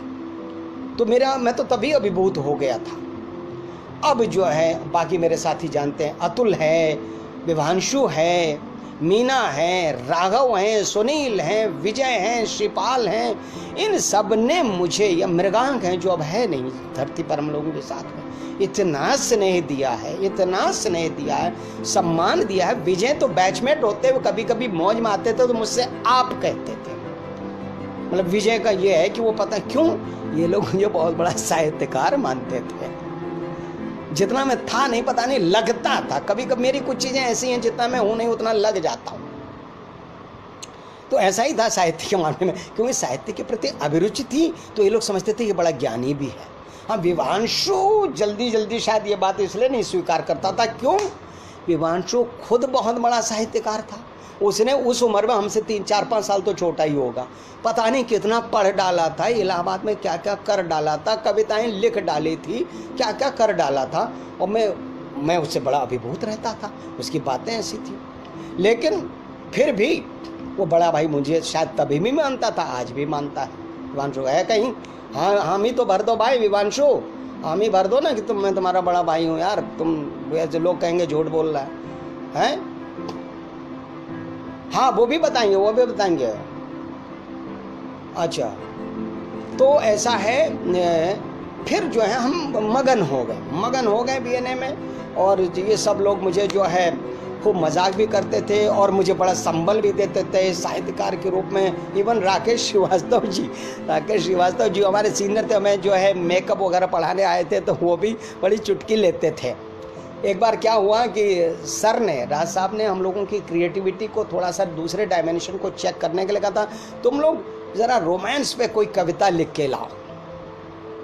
तो सबने लिखा, मैंने भी लिखा, करीब 7-8 छंद लिखे मैंने, जिसकी शुरुआत की 4 लाइनें हैं। बाल अरुण की दिव्य अरुणिमा, प्राची का श्रृंगार हो तुम, मेरा ही अवतार हो तुम, मेरा ही अवतार हो तुम। शैल शिखर की धवल शिला पर ध्यान निमग्न निर्मल अंतर, प्रभा मंडल से आच्छादित ऋषि वाला सुकुमार हो तुम। व्याकुल था मैं प्रेम क्षुधा से, निकल हरिनक से परम विवेक से, किया अविलंब क्षुधा निवारण, भगीरथ का उद्धार हो तुम, मेरा ही अवतार हो तुम। तो ये कविता मैंने साथियों को भी सुनाई तो सबने लोहा मान लिया। वो मान लिया कि चलो ये जानता होगा, ये नहीं जानता होगा, लेकिन ये जानता है। और राकेश जी ने कहा, बेटा बहुत चालाकी से तुम अपनी तारीफ कर रहे हो, मेरा ही अवतार हो तुम, सारी अच्छाइयाँ गिनवा दे रहे हो उसकी और कह दे रहे हो मेरा ही अवतार। तो इस तरह से ये लोग मजाक भी करा करते थे। अब हम बताते हैं, हम लोगों का पाठ्यक्रम में हमारे प्रथम बैच के और द्वितीय बैच के जो लोग थे वो सब जानते हैं कितना टूट के, कितना जूझ के और कितना समर्पण से और कितनी शालीनता से, कितने सौहार्द से, कितने प्रेम से हम लोगों का वो जीवन चला था। 6 महीने बीते, लेकिन एक्टिंग की क्लास में बच्चों के लिए तो छोड़िए, टीचर के लिए भी कुर्सी नहीं रखी गई थी, नहीं थी। हम लोग इतना एक्टिव रहते थे, पता कितने रेंज एक अभिनेता की तैयारी के, कितने रेंज बॉडी के हेड टू टो एक्सरसाइज के बाद से लेकर तमाम सारे मन और मस्तिष्क की चीजों को, वोकलाइजेशन को जोड़ते हुए 6 महीने बीत गए अभिनय की तैयारी में। अभी कोई जो है कोई मतलब रोल की तैयारी नहीं हो रही, वो ये 6 महीने रोल की तैयारी के लिए अलग क्लासेज है, अगर जहाँ नाटक हो रहा है तो ठीक है। इस तरीके से मेरे जीवन के 2 साल बहुत अच्छे बीते, लेकिन प्रथम वर्ष के अंत में सितंबर के महीने में बाढ़ आ गई थी, तो हम लोगों का कोई जूनियर बैच नहीं आ पाया था, और हम लोग जो 1986 में बिछड़े, तो बिछड़ते वक्त फपक फपक के रोए थे। और तब भी मैं अनाड़ी था, मुझे नहीं पता था कि इसके बाद कहाँ जाना है, क्या होता है, कोई रिपर्टरी होती है क्या नहीं। ये मुकेश जी से और चंद्रमोहन जी से हम लोगों ने जाना कि अच्छा रिपर्टरी कोई चीज़ होती है, और दिल्ली में है श्रीराम सेंटर वगैरह या कुछ है। इस तरह से मेरा कहीं पर जाने का मन नहीं हुआ, लेकिन क्योंकि ऐसा लगा कि शायद मैं इंटर्नशिप की तरफ मेरा रुझान हुआ, तो 1 साल मैंने इंटर्नशिप करी, और इंटर्नशिप लकीली मिल भी गई मुझे, क्योंकि कक्षा में सबसे ज़्यादा नंबर आए थे। लेकिन दोस्तों फर्स्ट डिवीज़न में 2 नंबर कम थे, तब भी इतनी स्ट्रिक्ट मार्किंग होती थी, ठीक है। अच्छा, अब इतनी सारी जो बातें बताई हैं ना मैंने, इसलिए बताई कि बीएनए के बाद की बातें तो सब लोग मेरे बारे में जानते ही होंगे, लेकिन वृक्ष बनने से पहले जो जड़ें दिखाई नहीं पड़ती हैं, या उन जड़ें जो बीज से जो जड़ पैदा होती है वो जो दिखाई नहीं पड़ती है, वृक्ष के पीछे वही तो छिपा होता है। इसलिए मैंने ये सारी बातें आपको कही हैं, ये सारी बातें आपको बताई हैं। बाकी का जीवन तो आप लोग जानते ही हैं। मैं 1 साल इंटर्नशिप के बाद मेरा क्या हुआ, फ्रीलांसिंग की दुनिया में मैंने कदम रखा। मुझे खोज थिएटर से प्ले लिखने का, डायरेक्ट करने का मौका मिला, वो किया अस्थिकुंड नाम से, जिसमें सुशील भोले मेरे इंटर्नशिप के दौरान के बहुत बड़े साथी रहे हैं। पता नहीं ये मैं इनका गार्जियन था कि ये मेरे, ये मुझसे छोटे थे, लेकिन मुझे लगता था सुशील भोले मेरे गार्जियन रहे हैं। 2-3 साल तक तो रहे ही हैं, ऐसा मुझे लगता है। और उठना बैठना, साथ रहना, सब एक साथ होता था, और आगे के क्रियाकलाप क्या होंगे, कैसे होगा, यह सब साथ चलता था। फिर 87 और 88 में कारवां संस्थान ने भी मुझे नाटक लिखने का और निर्देशन का मौका दिया, बुलावा आया। बहुत बड़ी बात थी मेरे लिए सबसे बड़ी बात ये थी कि जब मैं दूसरे साल में सेकेंड ईयर में था, तभी सौभिक चक्रवर्ती ने मेरे नाटकों को देखकर कहा था, ललित यहाँ से निकल कर हमारी संस्था के लिए प्ले डायरेक्ट करोगे। ये बहुत बड़ा अचीवमेंट था मेरे लिए। तो उसके बाद 88 में शरद नागर जी ने मुझे बाल रंगमंच के निर्देशन के लिए सहारनपुर भेजा। उन्होंने कहा जैसे ललित तुम हो वो गुण बच्चों में भी विकसित करो।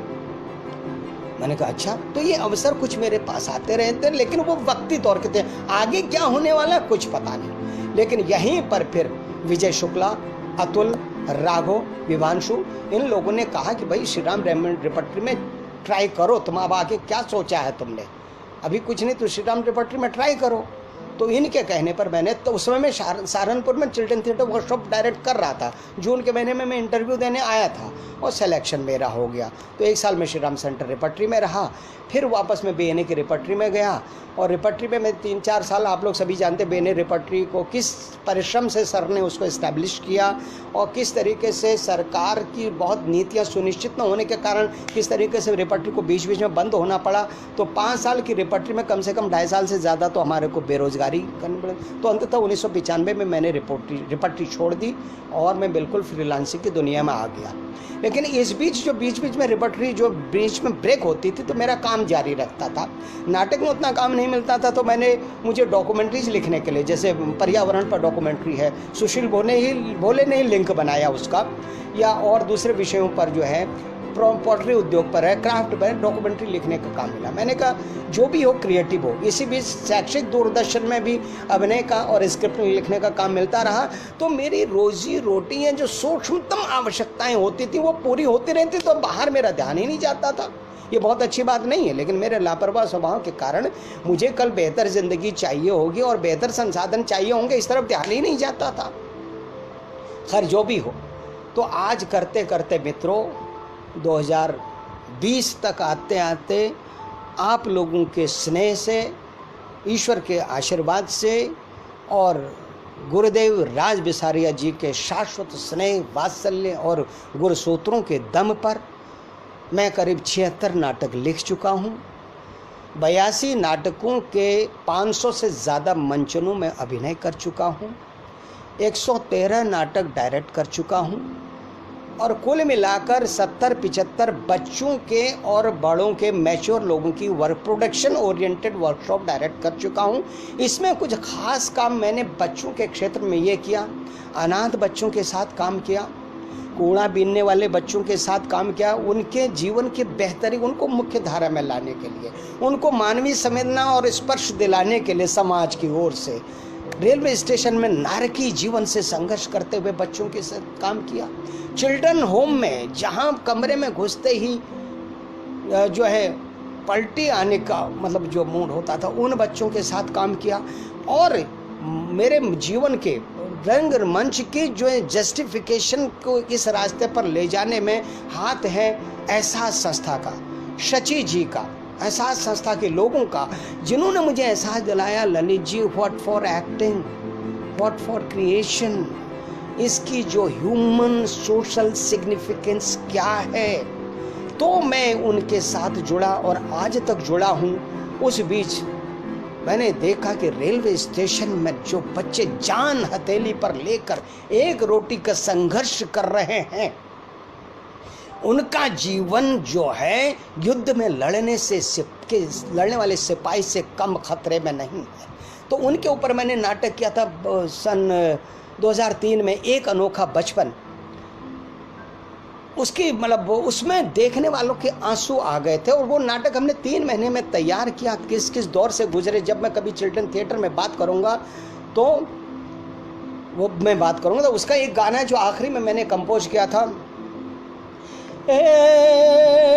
प्लेटफार्म की दुनिया ये भूत की आंगनबाड़ी, मौत के मुंह से रोटी छीने नन्हे हम खिलाड़ी, खतरों की चौड़ी थाली में खाना देती रेलगाड़ी। तो आ रही है रेलगाड़ी, आ रही है रेलगाड़ी। इस गीत को सुनते हुए, कंपोज करते हुए मैं पता नहीं कितनी बार रोया हूँगा और दर्शक भी रोए। ये बात, ये कहानी बहुत अलग है, ये अलग है। तो मुझे संतोष है कि मैं रंगमंच के द्वारा ह्यूमन सोशल सिग्निफिकेंस क्या, ह्यूमन सोशल रिस्पॉन्सिबिलिटी को जस्टिफाई करने में थोड़ा बहुत सफल हुआ। हमने आजीवन कैदियों के साथ काम किया और गरीब बच्चों के साथ काम करने में यायावर नाट्य संस्थान और जितेंद्र मित्तल जी का भी मौका देने में बहुत बड़ा हाथ है और एहसास का बहुत एक अलग ट्रैक का हाथ है। तो इस तरह करते करते बच्चों के साथ भी मैंने काम किया। मैंने लोक शैली पर काम किया, उसके लिए भी शुरुआत के लिए मैं विजय शुक्ला को धन्यवाद दूंगा। 1986 में सेकेंड ईयर के एग्ज़ाम पास देने के बाद मैं दिल्ली चला गया था कुछ दिनों के लिए। उन दिनों फोर्ड फाउंडेशन का 15 दिन का फेस्टिवल चल रहा था, डेमो चल रहा था श्री राम सेंटर में, जो लोगों ने फोर्ड एक्सपेरिमेंटेशन विद ट्रेडिशन, जिसमें बंसी कौल जी का और के.एन. पणिक्कर जी का, लोकेन अरम्बम का, कन्हई लाल जी का और भानु भारती जी का और C.S. कंबार जी का, तमाम सारे लोगों का काम सामने आया। वो मैंने देखा, उनको वीडियो डेमोन्स्ट्रेशन देखा, उसने मेरी दृष्टि खोली कि जिन पारंपरिक परंपराओं को, अभिव्यक्ति परंपराओं को मैं बचपन में छोड़ आया, वहाँ भी तो अकूत संपदा है, वहाँ मैं भी तो कुछ रच सकता हूँ। और पिछले 15-20 साल की कोशिशों के बाद मुझे एक संतोष होता है कि मैं कुमाऊं की, जहाँ की कोई विधिवत लोक नाट्य शैली नहीं है, उसका एक स्वरूप गढ़ने में सफल हो पाया हूँ। उसको लेकर मैंने 4-5 वर्कशॉप करी और 5-6 नाटक लिखे। और इसी बीच इसी काम को लेकर, ये अध्ययन पर काम को लेकर, मुझे 2003 में केंद्रीय संगीत नाटक अकादमी ने सीनियर फेलोशिप भी अवार्ड की, मैं जिससे मेरे गुर्बत भरे सृजन जीवन को बीच बीच में पोषण मिलता रहा और मैं आगे बढ़ता रहा। तो दोस्तों, मैं कहना ये चाहता हूँ, केवल कोरोना से नहीं या कोई निसर्ग तूफान से नहीं विपदाएं आती हैं। विपदाएं जीवन में बहुत पहले और अलग अलग अवसरों पर भी आती हैं, और किंग कर्तव्य विमूढ़ता और अवसाद की स्थितियाँ, निराशा की स्थितियाँ, हताशा की स्थितियाँ हर बार आ सकती हैं। तो उनको जीतते हुए चलना है, उनको जीतते हुए चलना है। ठीक है, जैसे कि सलीम भाई ने उस दिन कहा था, हमको अब ये ऐसा मौका मिला है कि हमें इस तरह से भी इस्तेमाल किया जा सकता है कि हम फिर से अपनी तैयारी करें, अपनी मजबूती करें। देखिए क्या होता है, जो नर्तक या संगीतज्ञ होते हैं उनको रियाज का अलग से समय मिलता है, कि उनकी एकल प्रस्तुति होती है, और नाटक का जो विराट कैनवास है तैयारी का, तमाम सारे झंझटों का, वो उनको नहीं करना होता है। तो उनके पास समय होता है अलग से रियाज का। एक्टर बेचारे के पास तो समय अलग से नहीं है, लेकिन तो रियाज कब करें, रियाज तो होना ही है।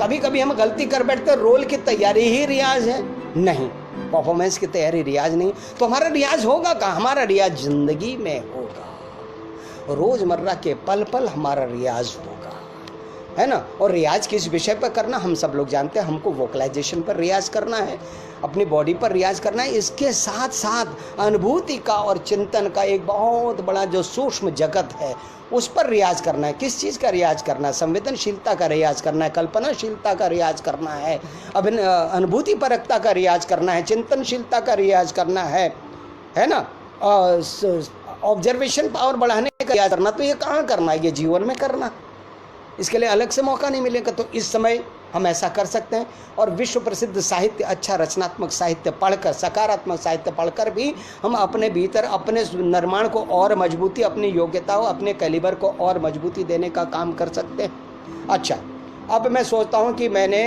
कुछ अजीब सी बातें कर ली हैं। हाँ, क्या कह रहे हैं कृष्णा सर, आपके बुलंदशहर के बैचमेट कहाँ हैं आजकल?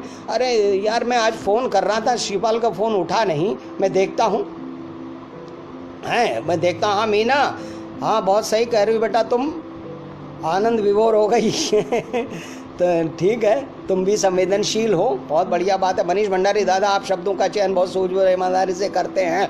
हाँ, ये इसमें मेरा कंट्रीब्यूशन नहीं है, ईश्वर ने कुछ ऐसा कर रखा है, तो इसमें मेरा पुरुषार्थ नहीं। मेरा पुरुषार्थ ऐसा हो सकता है कि हाँ, मैं एक दिन में कितने मतलब जो है नाटक लिख सकता हूँ, काम फिजिकल काम कर सकता हूँ, वो भी इनडायरेक्ट रूप से ईश्वर का ही है। जो कुछ है वो ईश्वर का है, ईश्वर यानी प्रकृति प्रदत्त है। ठीक है, इसमें से कोई नास्तिक भाई भी हो जो सुन रहे होंगे तो वो गलत ट्रैक में बात न ले जाए। ना नास्तिक होना बुरा है, ना आस्तिक होना बहुत अच्छा है। या आस्तिक नास्तिक से ऊपर है ईश्वर जो है ना, तो उसके लिए जन्म लगाना पड़ेगा, और कोई ज़रूरी नहीं कि जन्म लग के पता भी चल जाए। ठीक है, तो वो बहस तो अलग की चीज़ है। हाँ, शिवम राय, निसर्ग संस्था, ये बेटा निसर्ग संस्था तो शिवम, अरे तुम तो मेरे बड़े प्रिय शिष्य हो यार। हाँ अतुल, क्या कह रहे हो, बात हुई थी उससे, किससे बात हुई थी? नहीं हो पाई यार, शिवपाल से बात नहीं हो पाई। अच्छा, अब मैं चाह रहा हूँ कि यार आप लोग कुछ सवाल करो, मैं दरअसल भटक गया हूँ, भावनाओं में भटक गया हूँ। हैं, मैं भावना, अच्छा अतुल भैया, तुमने तो बहुत मुझसे मजाक में चिढ़ाया है मुझको, है ना, तुमने बहुत मजाक में चढ़ा, और इतना तुम्हारे मजाक में प्यार था कि मैंने तुम्हारे घर को ही अपना घर समझ लिया। मुझे तुम्हें पता है मेरी शादी का एडोम तुम्हारे घर में हुआ था, पता है तुमको? कृष्णा, आनंदमय हो गया मैं आज। अब बेटा ऐसा करें, आप लोग कुछ और पूछो, क्योंकि मैं अब बिखर सा गया हूँ इस समय, तो मैं आगे बात कहाँ जारी करूँ। हो सकता है आपके सवाल मुझे कोई सूत्र दे दे। ठीक है, विजय गुप्ता, वाह विजय गुप्ता बेटा तुम भी हो। हाँ अतुल, विवांशु कहाँ है? विवांशु दिखाई नहीं पड़ रहा है, कुछ कहो यार, वो उस समय की लड़ाई वड़ाई का ही जिक्र कर लो। मुकेश जी बोल रहे हैं कि आपको इतने दिनों बाद लाइव देखकर और सुनना रोमांचित कर रहा है। हाँ, हम लोगों को वीडियो कॉल भी कर लेनी चाहिए। सर, अभिनेता का क्राफ्ट वर्क पर कुछ बताएं बेटा। क्राफ्ट, हाँ, और चलो तुमने कुछ सूत्र पकड़ाने का काम किया। देखो, क्राफ्ट किस चीज़ पर होता है? भौतिक चीज़ पर क्राफ्ट होता है। भौतिक चीज़ अपने, देखिए हमारे व्यक्तित्व के 4 आयाम हैं, मन, मस्तिष्क और वाणी और शरीर। वाणी और शरीर भौतिक औजार हैं, बाह्य औजार हैं, तो इनकी क्राफ्टिंग से इनको अभिनय अनुकूल बनाया जाता है। ठीक है, और लेकिन इनको अभिनय अनुकूल बनाकर हम करेंगे क्या? किसी भाव और विचार को ही तो चित्रित करेंगे, किसी भाव और विचार का ही तो गतिमान चित्र बनाएंगे उद्देश्य के लिए एक निश्चित और समय स्थान पर। तो इसका मतलब हमें मन और मस्तिष्क रूपी जो हमारे सूक्ष्म उपकरण हैं या स्रोत हैं, उन पर भी काम करना होगा। तो वो क्राफ्टिंग की तो बात, वो तो क्राफ्टिंग नहीं, वो तो संवेदनशीलता है, वो चिंतनशीलता है। वो हर रचनाकार करेगा और जीवन का हर सेंसिटिव आदमी, सेंसिबल आदमी को वो करना चाहिए अच्छा मनुष्य बनने के लिए। लेकिन हाँ, क्राफ्टिंग के लिए वॉइस बॉडी पर एक्टर को 3 तरह की फ्लैक्सिबिलिटी होनी चाहिए। Flexibility of voice, flexibility of body and flexibility of mind, mood. तो ये 3 प्रकार की बातें होंगी तो उसमें वो क्वालिटी आएगी जैसे बच्चे की आती है, क्षणे रुष्टा क्षणे तुष्टा, रुष्टा तुष्टा क्षणे क्षणे, है ना। क्लीन कैनवास करिए अपना, ठीक है, बर्तन को खाली करिए और तब दूसरा भरिए। खाली करिए मतलब अपना सामान कहीं कूड़े में नहीं फेंक दीजिए, थोड़ा सा खाली करिए, दूसरे को भर लीजिए, उसको भी फिर बाद में यूज़ कर लीजिए। खटर पटर के टक्कर में आपका बेहतरीन वो यादगार अभिनय था दादा। अच्छा, सुंदर मिश्रा, राम सुंदर जी, अरे आपको याद है ट्यूरनडाउट का डायलॉग, जनेऊ गन्ना का ऊंची नाम, आपको याद है? लेखन कला के संदर्भ में कुछ ज़रूर बताएं सुधा। लेखन कला में बेटा मैं 75 नाटक लिख चुका हूँ, लेकिन मैं अभी तक इसका क्राफ्ट नहीं समझ पाया और मैं नहीं समझता कि ये क्राफ्ट से सीखा जा सकता है ना। लेकिन फिर भी एक बुरा लेखक बेहतर लेखक हो सकता है अभ्यास से। लेकिन अभ्यास किसका होगा? अनुभूति परकता का होगा, चिंतनशीलता का होगा, संवेदनशीलता का होगा और मानवीय सामाजिक सरोकारों के एहसास का अभ्यास होगा, तो वो लिपिबद्ध होगा। हाँ, जिसमें लिखने की कला कम है तो विश्व प्रसिद्ध साहित्य को पढ़ के वो अपने भीतर हुनर विकसित कर सकता है, लेकिन तब भी हुनर विकसित हो ही जाएगा ये नहीं कहा जा सकता। सर, लाइव खत्म होने के बाद हम लोग को चाय कौन खिलाएगा? विजय से बात करो बेटा, हो मतलब वो इस मंच के जो प्रणेता तो विजय है, विजय के सैनी, ठीक है। अच्छा, ऊपर किसी ने पूछा है, मनीष भंडारी, दादा आपने मुंबई आने के बारे में कभी सोचा? यार ऐसा है, नहीं सोच पाया, और जब सोचने का वक्त आया तो मेरे जीवन में अनुकूलता नहीं रही, तो अनुकूलता नहीं रही तो ज़रूरत भी नहीं रही। मैं यार, ये तुमने बहुत बड़ा सवाल कर दिया मुझसे। मैं इसको लेकर एक बड़ी बात करना, तुम लोगों के सामने एक चीज़ पढ़ना चाहता हूँ, अगर कोई चाहे तो मैं 2 मिनट ब्लैंक रहेगा, ये 2 मिनट ब्लैंक रहेगा, मैं एक चीज़ पढ़ लूँ तो मुझे तुम्हारे जीवन का बहुत, तुम्हारे सवाल का बहुत बड़ा उत्तर मिल जाएगा। मनीष भंडारी,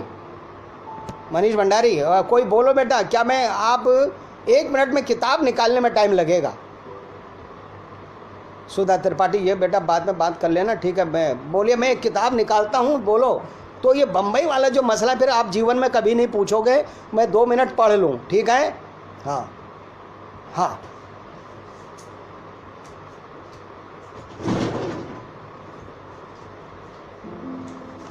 हाँ मैं आ गया हूँ, अलमारी से किताब निकाल ली है मैंने। एक किताब है जिसमें, हाँ अभी इसी संदर्भ में मैं बात कर लूँ, ये हेमंत जोशी जी हैं। ये मोहन उप्रेती स्मृति संस्थान चलाकर न केवल मोहन उप्रेती जी के महान कार्यों को संरक्षित और संवर्धित कर रहे हैं, बल्कि पहाड़ की विविध आयामी जो लोक कला है उसके संरक्षण में मोहन उप्रेती स्मृति संस्थान अद्भुत कार्य कर रहा है। तो इन्होंने जो है कुछ लोगों के, हम जो पहाड़ से जुड़े हुए लोग हैं, उनको जो है उनके कुछ इंटरव्यूज़ लिए हैं, कलेक्ट किए हैं। तो उसमें एक सवाल उन्होंने ये भी पूछा है कि आपका बम्बई जाने का क्या कभी मन नहीं हुआ? तो इसमें मैंने इनको उत्तर दिया है। तो मैं ज़रा सा 1 मिनट दोस्तों और तुम लोग जो है बर्दाश्त कर लो। पर वो सवाल आने ही वाला है, वो सवाल आने ही वाला है। हाँ आ गया, सुनिएगा, ये किसी पे लागू नहीं होगा, सुन लीजिए। इन्होंने सवाल पूछा है, आपके समय के बहुत सारे प्रशिक्षित रंगकर्मी बड़े पर्दे की दौड़ में मुंबई गए, आपके मन में क्या मुंबई जाकर काम करने का विचार नहीं आया? मनीष, लगभग यही बात है ना आपकी भी? चलो मैं बोल रहा हूँ। हेमंत जी, प्रशिक्षित रंगकर्मियों की मुंबई जाने की प्रवृत्ति तो मुझसे भी पहले समय से थी। आज ये प्रवृत्ति बहुत बढ़ गई है। कभी कभी तो लगता है कि प्रशिक्षण मुंबई जाने के लिए ही दिया और लिया जा रहा है। इस बात को नैतिकता के कठोर कटघरे में खड़ा नहीं किया जा सकता। मुंबई जाने की प्रवृत्तियों का विश्लेषण करें तो कुछ कहने सुनने का आधार बन सकता है। मुंबई जाने के पीछे किसी का उद्देश्य रहा फिल्म या टेलीविजन के द्वारा ग्लैमर, कीर्ति और ऐश्वर्य हासिल करना, सभी प्रकार के भौतिक आनंदों का उपलब्ध करना, और किसी का उद्देश्य रहा सीरियल और फिल्मों में अभिनय या दूसरे कामों के जरिए एक अच्छी आमदनी का आधार बनाना और एक अपने कला का विकास करना, अपनी कलात्मकता का विकास करना, अपने जीवन का भी बहुमुखी विकास करना। कुछ ऐसे लोग भी होंगे जिनका उद्देश्य होगा फिल्म और सीरियल के क्षेत्र में एक कलाकार सृजनकर्मी के रूप में कला और सृजन के नए मापदंड स्थापित करना, या कलाकार के नाते सामाजिक मानवीय जिम्मेदारी निभाने में अपनी हिस्सेदारी सुनिश्चित करना। जाहिर है कि इन तीनों में से मेरा भी कोई उद्देश्य नहीं हो पाया मुंबई जाकर करने के लिए, इसीलिए मैं मुंबई नहीं जा पाया। पहले दो उद्देश्य मेरी फितरत में नहीं थे, तीसरा उद्देश्य मेरे वश में नहीं रहा। क्यों नहीं रहा? भाई मुंबई जाने में कुछ खर्चा लगेगा, रहने खाने का कुछ होगा, और मुझे मेरे मन के अनुकूल काम कम मिलेगा, इसकी कोई गारंटी है नहीं, है ना? तो फिर ये भी तो सबसे बड़ा कारण ये है। लेकिन अब आगे बात सुन लीजिए। हेमंत जी, मैं जीवन के भौतिक पक्ष की ओर हमेशा उदासीन लापरवाह रहा। इस क्षेत्र में जीवन यापन कैसे होगा ये न तो भारतेंदु नाट्य अकादमी में प्रशिक्षण लेने के दौरान सोचा, न ही प्रशिक्षण प्राप्त करने के बाद। जहां भी जैसे भी सोद्देश्य रंगकर्म करने का अवसर मिला करता गया। जीवन यापन की अनिवार्य आवश्यकताओं की पूर्ति के स्थायी उपायों से मुंह मोड़े रहा। इसी बेपरवाह स्वभाव के कारण कभी मुंबई का विचार तक मन में नहीं आया। तो मुंबई का विचार मन में न आने के पीछे स्वभाव की लापरवाही भी है। मनीष, ये सुन लेना। परिवार हो जाने के बाद और आर्थिक परिस्थितियां विकटतर हो जाने के बाद भी स्वदेश्य सरोकार धर्मी रंगकर्म की ही लालसा मन में पनपती रहती थी। ठहर ठहर कर और बिखर बिखर कर ऐसे अवसर मिल जा रहे थे और मेरा जीवन भी किसी तरह चल ही जा रहा था। तो मेरी आंखों के सामने मेरे कर्म क्षेत्र लखनऊ से ही मेरे निर्देशन में काम किए हुए, मेरे साथ अभिनय किए हुए अभिनेता अभिनेत्री मुंबई जा रहे थे। केवल 2-3 नाटकों में अभिनय का अनुभव लेकर भी लोग मुंबई आ जा रहे थे, तुम लोग जान ही रहे होंगे। किसी छोटे बड़े सीरियल में अभिनय का अवसर भी पा ही जा रहे थे। मेरे साथ अभिनय करने में डरने वाले लोग भी मुंबई जाकर बहुत अच्छा काम कर रहे हैं। हेमंत जी, मैं फिर स्पष्ट कर दूं, मुंबई जाने और नाट्य विधा के बीच कोई अंतर संबंध नहीं है। दोस्तों ये बात नोट कर लेना, अब मेरी बात नोट कर लेना। शुरुआती दौर से आज तक फिल्म उद्योग में अनेक अच्छे अभिनेता हुए हैं जिनका रंगमंच से कोई जुड़ाव नहीं रहा। पता नहीं जनमानस में ऐसी धारणा क्यों बन गई है कि रंगमंच अभिनय की नर्सरी पाठशाला है, प्राइमरी है, हाई स्कूल है या सेकेंडरी है, और सीरियल जो है स्नातक और परास्नातक है, और फिल्म तो पीएचडी है, डॉक्टरेट है, या फिर उससे भी ऊपर की कोई योग्यता है। हेमंत जी, रंगमंची अभिनय की नर्सरी है और रंगमंची अभिनय की पीएचडी है, डॉक्टरेट है, कभी कंप्लीट ना हो पाने वाली पीएचडी, अर्थात सतत साधना है जो जीवन पर्यंत चलती है। रंगमंच और अभिनय मानव सभ्यता एवं संस्कृति के उद्भव काल से है, जबकि फिल्म और टीवी लगभग 150 साल पहले हुए कैमरे के आविष्कार के बाद से है। मैं फिर स्पष्ट कर दूं, ऐसा कहकर मैं टेलीविजन और फिल्म की कलात्मक विशेषता या महत्व को कम नहीं कर रहा हूँ। फिल्म और टीवी के इतिहास में एक से बढ़कर एक कलात्मक, शिक्षाप्रद और मानवीय संवेदना से ओतप्रोत चिर दर्शनीय और चिर स्मरणीय रचनाएं हुई हैं। मगर बिना इस बात को समझे कि किस फिल्म या सीरियल में काम किया जा रहा है, उसकी विषय वस्तु क्या है, उसका कलात्मक या रचनात्मक महत्व क्या है, या उसके द्वारा निभाए जा रहे सकारात्मक या नकारात्मक पात्र का उस फिल्म सीरियल के कथ्य को स्थापित करने में क्या योगदान है, बिना ये सब जाने काम करने की फितरत मेरी नहीं है। मुंबई की ओर रुख किए कलाकार अधिकतर इन सब बातों से निर्लिप्त होकर काम करते रहे और उनके परिचित, उनके स्वजन तथा उनके नगर निवासी उनको टेलीविज़न के पर्दे पर देखकर स्वयं को धन्य समझते रहे। और मुझे भी केवल इतना ही अवसर मिलता तो केवल मैं इन्हीं की तरफ पर्दे पे केवल दिखाई पड़ जाता तो क्या होता। भाई, जिस तरह से आप लोगों ने जीवट संघर्ष करके एक मुकाम हासिल किया है, क्या ज़रूरी था कि मैं भी वैसा कर ही ले जाता, है ना? क्योंकि मेरी परिस्थितियां बदल गई थी और समय निकल चुका था। तो समय, और कहते हैं ना, अकल और उम्र की भेंट नहीं होती, तो वो समय में फिर वो काम नहीं किया जा सकता। ठीक है अरविंद, अपना परिचय ना दो यार, तुम क्यों कैसी बात कर रहे हो? तुम अपना परिचय दे रहे हो, नाराज हो क्या है? अच्छा, फिर मैं आगे बढ़ता हूँ। अब मैं पढ़ता हूँ। हेमंत जी, ऐसा सुनते सुनते मुंबई, अच्छा कुछ और बातें हैं। देखिए, मैं फिर कह रहा हूं, मेरी इस वितृष्णा से मुंबई गलत नहीं हो जाती, फिल्म या टेलीविजन माध्यम गलत नहीं हो जाता। उस माध्यम की अपनी खूबी है, अपनी विशेषता है।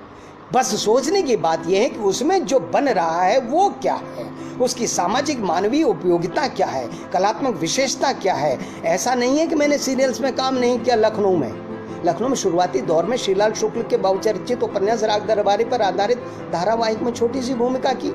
उस समय के दिग्गज अभिनेता सर्वश्री मनोहर सिंह, ओमपुरी, राजेशपुरी और विजय कश्यप जी के साथ मेरा दृश्य था। राही मासूम रजा के विख्यात उपन्यास आधा गांव पर आधारित धारावाहिक में राही मासूम के बचपन के मैं ट्यूशन पढ़ाने वाले मौलवी मुनव्वर की भूमिका निभाई। क्रिकेट जगत में व्याप्त राजनीति एवं रुग्ण प्रतिस्पर्धा का खुलासा करने वाले धारावाहिक चैंपियन में अभिनय किया। संजय माथुर के निर्देशन में बांसुरी और मेरा बेटा टेलीफिल्म, जो कि अमृत खरे द्वारा लिखित मानवीय संवेदना कोई बड़ी मर्मस्पर्शी कहानियां थी, उनमें मुख्य भूमिका की। संजय माथुर द्वारा निर्देशित कई डॉक्यू ड्रामाज में अभिनय एवं लेखन किया, जो विभिन्न सामाजिक मुद्दों एवं समस्याओं पर जन जागरण के लिए बनाई गई। इसी तरह सौभिक चक्रवर्ती एवं प्रकाश सपरवाल द्वारा निर्देशित प्रख्यात साहित्यकारों की कहानियों पर अभिनय एवं लेखन कार्य किया। ईटीवी उत्तर प्रदेश से प्रसारित वर्तमान राजनीति की उलटबाजियों पर आधारित हास्य व्यंग धारावाहिक चाय खबर और चुस्की में 45 एपिसोड में अभिनय किया। शैक्षिक दूरदर्शन लखनऊ द्वारा निर्मित बच्चों की शिक्षा पर आधारित 20 से अधिक शैक्षिक नाटकों में अभिनय किया। लखनऊ दूरदर्शन एवं आकाशवाणी लखनऊ के लिए कुछ बालोपयोगी एवं सामाजिक नाटकों का लेखन निर्देशन भी किया। हेमंत जी, सामाजिक और मानवीय उपयोगिता के उपरोक्त सभी अवसर मुझे लखनऊ में रहते हुए मिले थे, इसलिए बहुत कम पारिश्रमिक मिलने के उपरांत भी मैं इन्हें सरलता से कर सका। अपनी सोच के विरुद्ध रेडियो टेलीविजन के किसी कार्यक्रम में तो मैंने लखनऊ में भी काम नहीं किया, फिर ये सब करने के लिए मैं मुंबई क्यों जाता। मेरी परिस्थितियां कभी ऐसी नहीं रहीं कि मैं अपनी सोच के अनुसार कार्य मिलने की आशा में मुंबई में जा पाता। और यहाँ पर मैं आप लोगों की बहुत बड़ाई करूँगा कि आप लोगों के जीवन में भी बहुत उतार चढ़ाव आए होंगे, बड़े विकट संघर्ष आए होंगे, लेकिन आप जीवटता के साथ जुटे रहें, है ना, जिस संघर्ष के साथ जुटे रहें और लगे रहें और मुकाम हासिल किया। मुझे डर था कि मैं अब जब मुझे ध्यान आ रहा है मैं इस समय जाऊंगा तो क्या मैं उस जीवटता के साथ जुड़ पाऊंगा, मैं वैसा संघर्ष कर पाऊंगा, क्योंकि मेरे परिवार हो चुका था और मेरी जो क्या कहना चाहिए, जो आर्थिक जो पृष्ठभूमि थी वो बिल्कुल भी मजबूत नहीं थी, तो मैं ऐसा रिस्क नहीं ले सका। ठीक है, अब आगे सुन लीजिए, थोड़ा हंसी की बात। ठीक है, मेरी परिस्थितियों को के हाथ में न तो इतना समय था न ही धन था कि वहाँ अच्छे काम की प्रतीक्षा में मेरा सामाजिक सरोकार वाले कामों का जो सिलसिला भी टूट जाता लखनऊ में बना हुआ था। मैं रंगमंच में निर्धन अवश्य था, मगर मुझे सरोकार धर्मी कलात्मक रंग कर्म करने का अवसर ही मिल ही रहा था। मेरे रंगकर्मी होने की अर्थवत्ता का एहसास मुझे मिलता ही रहता था, जो आज तक मिल रहा है। हाँ, जिस दिन मेरी परिस्थितियां ऐसी हो जाएंगी कि मैं टीवी या फिल्म के माध्यम से इस तरह का सुख संतोष पा सकूं, उस दिन मैं मुंबई भी हो आऊँगा।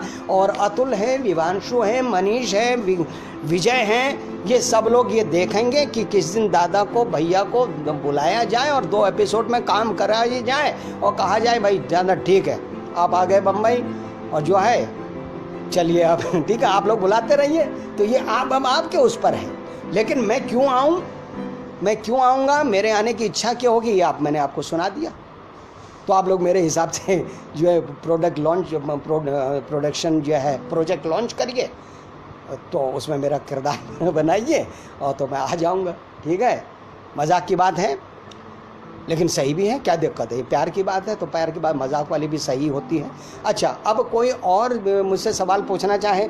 मुझे नहीं लगता कि मैं विजय की वो बात पूरी कर पाया हूँ जिसके लिए उसने मुझे यहाँ बुलाया। हाँ प्राची, बच्चा क्या कह रहे हो दादा, आपने मेरे साथ फिल्म की उसका अनुभव बताएं, बहुत अच्छा अनुभव हुआ प्राची, मुझे बड़ा सम्मान मिला, है ना। मैं जबकि उससे पहले कोई ऐसे काम, मैंने ऐसी फिल्में की 2-3 डॉक्यू ड्रामा जो हॉलैंड में भी दिखाई गई, लेकिन वो बिल्कुल दूसरे कल्ट की थी, उसको देखने वाले दूसरे लोग थे। लेकिन ये तुम्हारे मतलब जो है बम्बई के कॉमर्शियल सेटअप की फिल्म थी वहाँ ताज, और उसमें मुझे बड़ा सम्मान मिला। मैं जबकि मैं सबके लिए अनभिज्ञ था, लेकिन वो राकेश जी हुए या डॉक्टर अरविंद पांडे हुए, अनूप त्रिवेदी हुए, रामचंद्र हुए, प्राची हुई और खुद हमारे अजित सिन्हा डायरेक्टर हुए, इन सब ने मुझे बहुत सम्मान दिया। जब सब ने सम्मान दिया तो यूनिट वालों ने भी बहुत सम्मान दिया, मुझे बहुत अच्छा लगा। हाँ, कृष्णा क्या पूछ रहे हैं? सर फिल्म बमफाड़ में, अरे बेटा ये पब्लिकली ना करवाओ, बात ना करवाओ ये पब्लिकली, ठीक है, लेकिन ठीक है। और हाँ, लेकिन बमफाड़ वालों ने भी भाई मुझे गजब का सम्मान दिया। अरे वो तरन तो पता नहीं, मैं तो गदगद हो जाता हूँ, चाहे रंजन चंदेल हो, चाहे तरन हो, या इन लोगों ने मतलब हाथों हाथ, मतलब पता नहीं कितना बड़ा स्टार है, ऐसा मुझे मतलब ट्रीट किया भाई, अद्भुत है ना।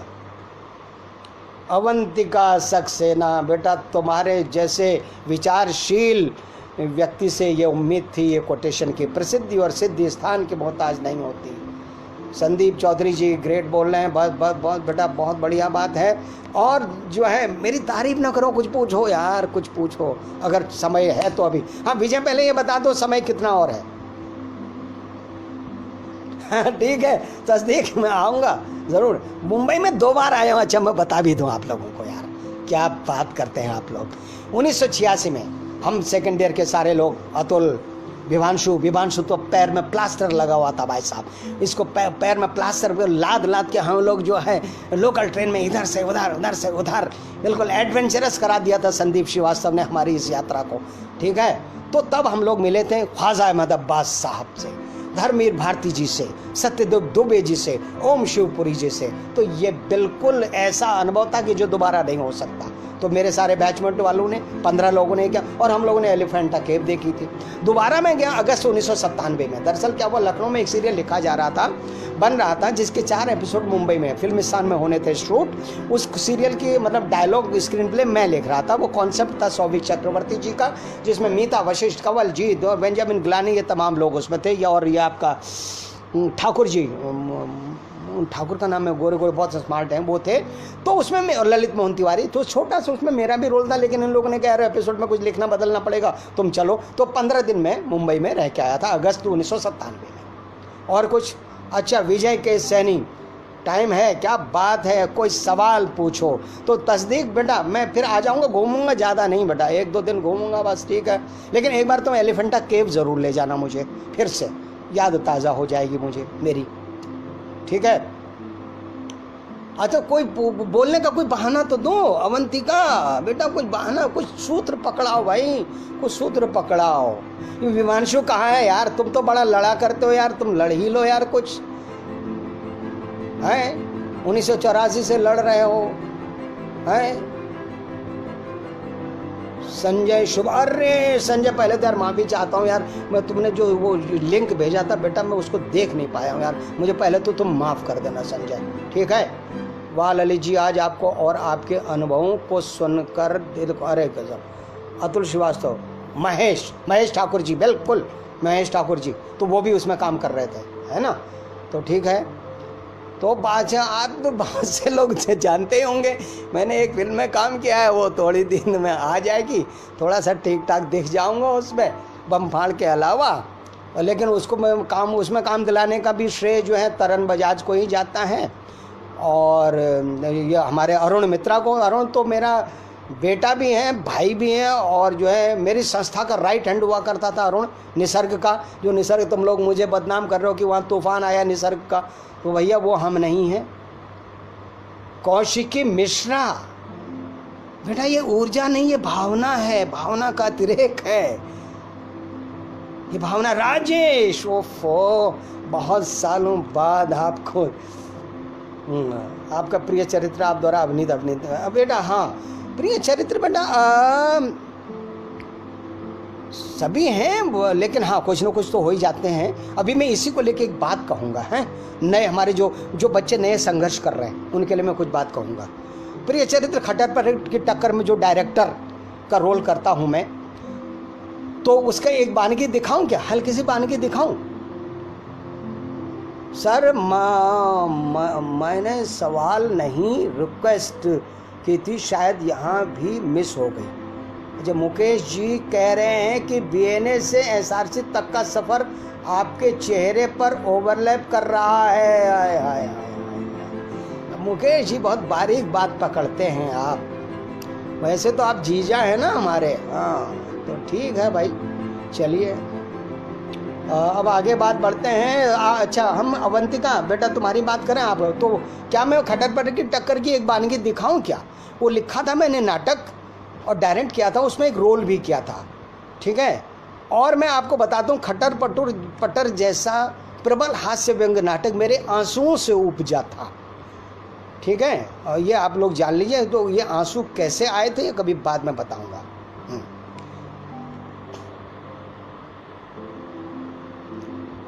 Anoop Kumar, great great great great. अच्छा कोई ये तो कह दे कि मैं खटर पटर की टक्कर की एक रोल की वानगी दिखा दूं, यहाँ पर ना दिखाऊं, रोल का कुछ दिखा दो, कोई हाँ या ना तो बोल दे। हैं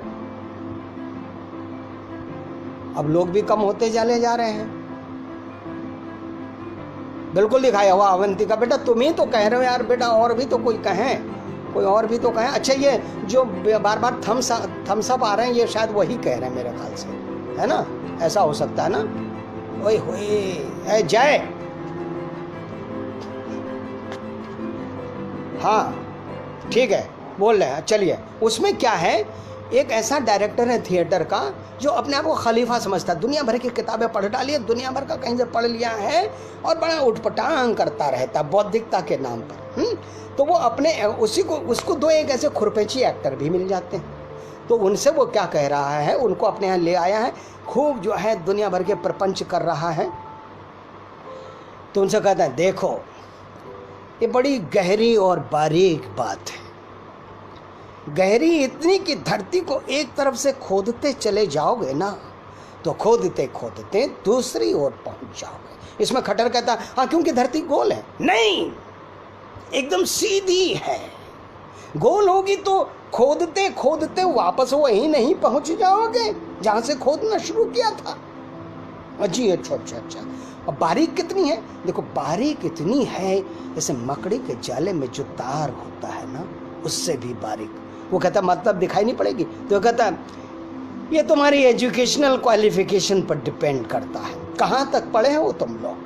अब देखिए मैंने क्या लिखा है, दोनों लोग एक साथ कहते हैं जब हमारी पड़ोस के लड़के कक्षा 5 और कक्षा 6 में पढ़ते थे तब हमारे पिताजी का ट्रांसफ़र हो गया था और हम आगे की शिक्षा सुन नहीं पाए थे। ये नाटक पढ़ने के बाद तो कहता है कि अच्छा तो तुमको एग्जाम्पल दे के समझाना पड़ेगा। तो उन्होंने कहा ठीक एग्जाम्पल दे के। कहता आओ बैठो। तो कहता अपनी जेब से पेन निकालता, कहता मान लो ये पेन है। वो कहता मान क्यों ले, ये तो पेन है ही। तो समझ रहे तो ये पेन इसलिए है क्योंकि ये टेबल है। कहता क्यों, ये पेन इसलिए नहीं है कि ये पेन है, पेन इसलिए है कि टेबल है। कहता नहीं समझ रहे, थोड़ा मोटा उदाहरण दिया जाए। तो इस तरह से वो लफाजी हो रही है। इसी तरीके से एक नया एक्टर आता है बेचारा और कि मुझे थिएटर करना, बहुत सीधा साधा संजय नाम का। वो आता है तो वो बाकी शैतान जो लड़के फितरती होते वो चले जाते हैं, कहते हैं सर इसका इंटरव्यू ले लीजिए, और खुद सब चले जाते हैं। तो वो उसको बुलाता है संजय इधर आओ, और खुद टेबल पर लेट जाता है। कहता जी तुम नाटक करना चाहते हो? वो कहता जी क्यों, तो लड़का पर काम, क्योंकि नाटक एक अच्छे इंसान को और अच्छा इंसान बनाता है, नाटक हमें जिंदगी में के बारे में सोचना सिखाता है, नाटक हमारा नाटक। कहते शाबाश बेटा तुम जरूर सीखोगे, मगर एक बात है कि तुम बहुत देर से आए हो, और दूसरा तुम्हारा नाम भी संजय है। तो कहता क्यों संजय नाम थिएटर में नहीं चलता? नहीं चलता है, चलता तो है, लेकिन ऐसा है कि महाभारत काल में एक आदमी हुआ करता था संजय, वो ना इधर का था ना उधर का था, बस हर चीज को उसे दूर से ही देखना पड़ता था जब तक कि महाभारत खत्म नहीं हो गई थी। तो कुछ नहीं, तुम भी आओ, कुछ साल तक आते रहो और दूर बैठकर देखते रहो कि आखिर हो क्या रहा है, तो कहता है सर जब से आया हूँ यही तो देख रहा हूँ, आखिर हो क्या रहा है, शाबाश, फेड आउट हो जाता है। तो इस तरीके से जो है एक सनकी डायरेक्टर जो होते कुछ नहीं हैं लेकिन बातें घुमा के ऐसा शो करते हैं कि शायद धरती का कल्याण जो है उन्हीं के नाटक से होने वाला है। तो ऐसे नाटककारों पर, ऐसे डायरेक्टर्स पर मैंने व्यंग किया था। ठीक है, अब आगे कोई, हाँ सुशील भैया साथ रहे, साथ संघर्ष किए हैं, बहुत बढ़िया बहुत बढ़िया। और कोई बोलिए, और कोई बात? हाँ, मैं ये कह रहा था कि रोल, किसी ने कहा कि पसंदीदा रोल, देखिए ऐसा है, सुधा के लिए कई बार हवन किया था। जी जी जी जी, अब याद न दिलाइए, याद नहीं, याद न दिलाइए अब आप मुकेश जी, बाद में बात करेंगे।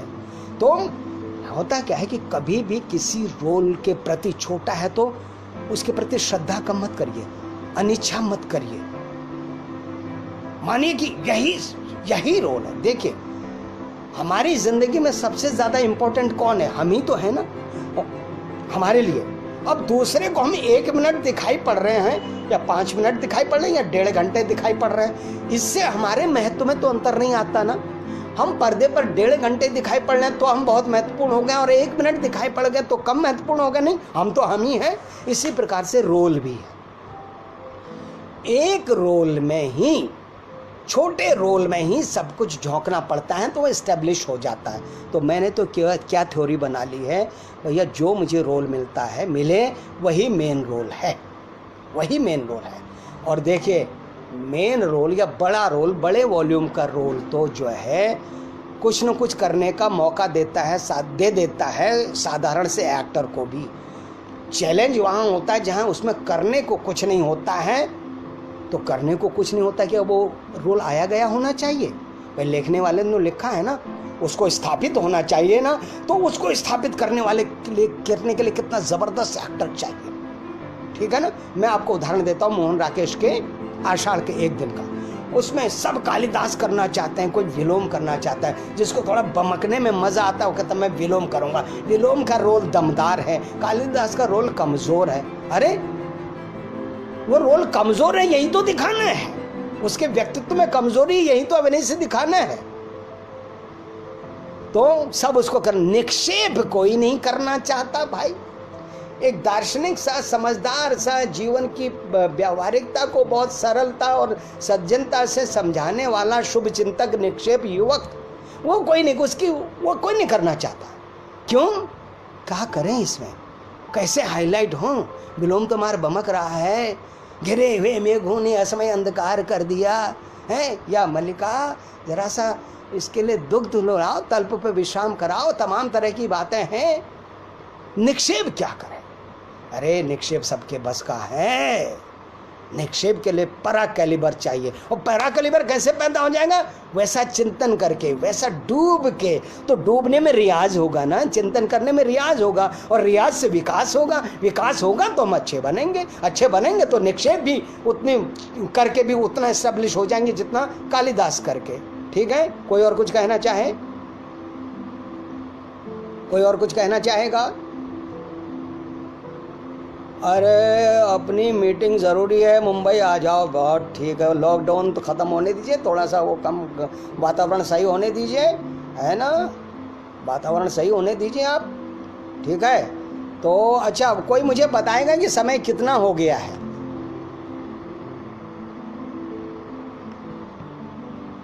कितना समय हो गया, कोई बताएगा?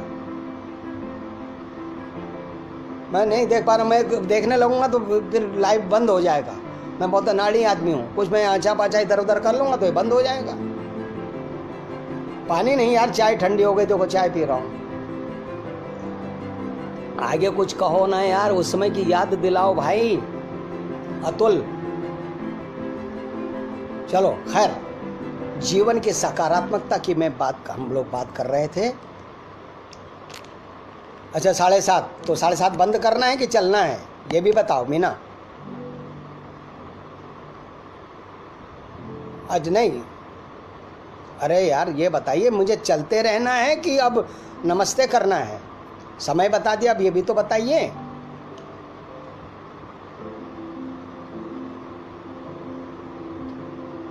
तो ठीक है, अब मैं आगे बात समाप्त करता हूं। दोस्तों,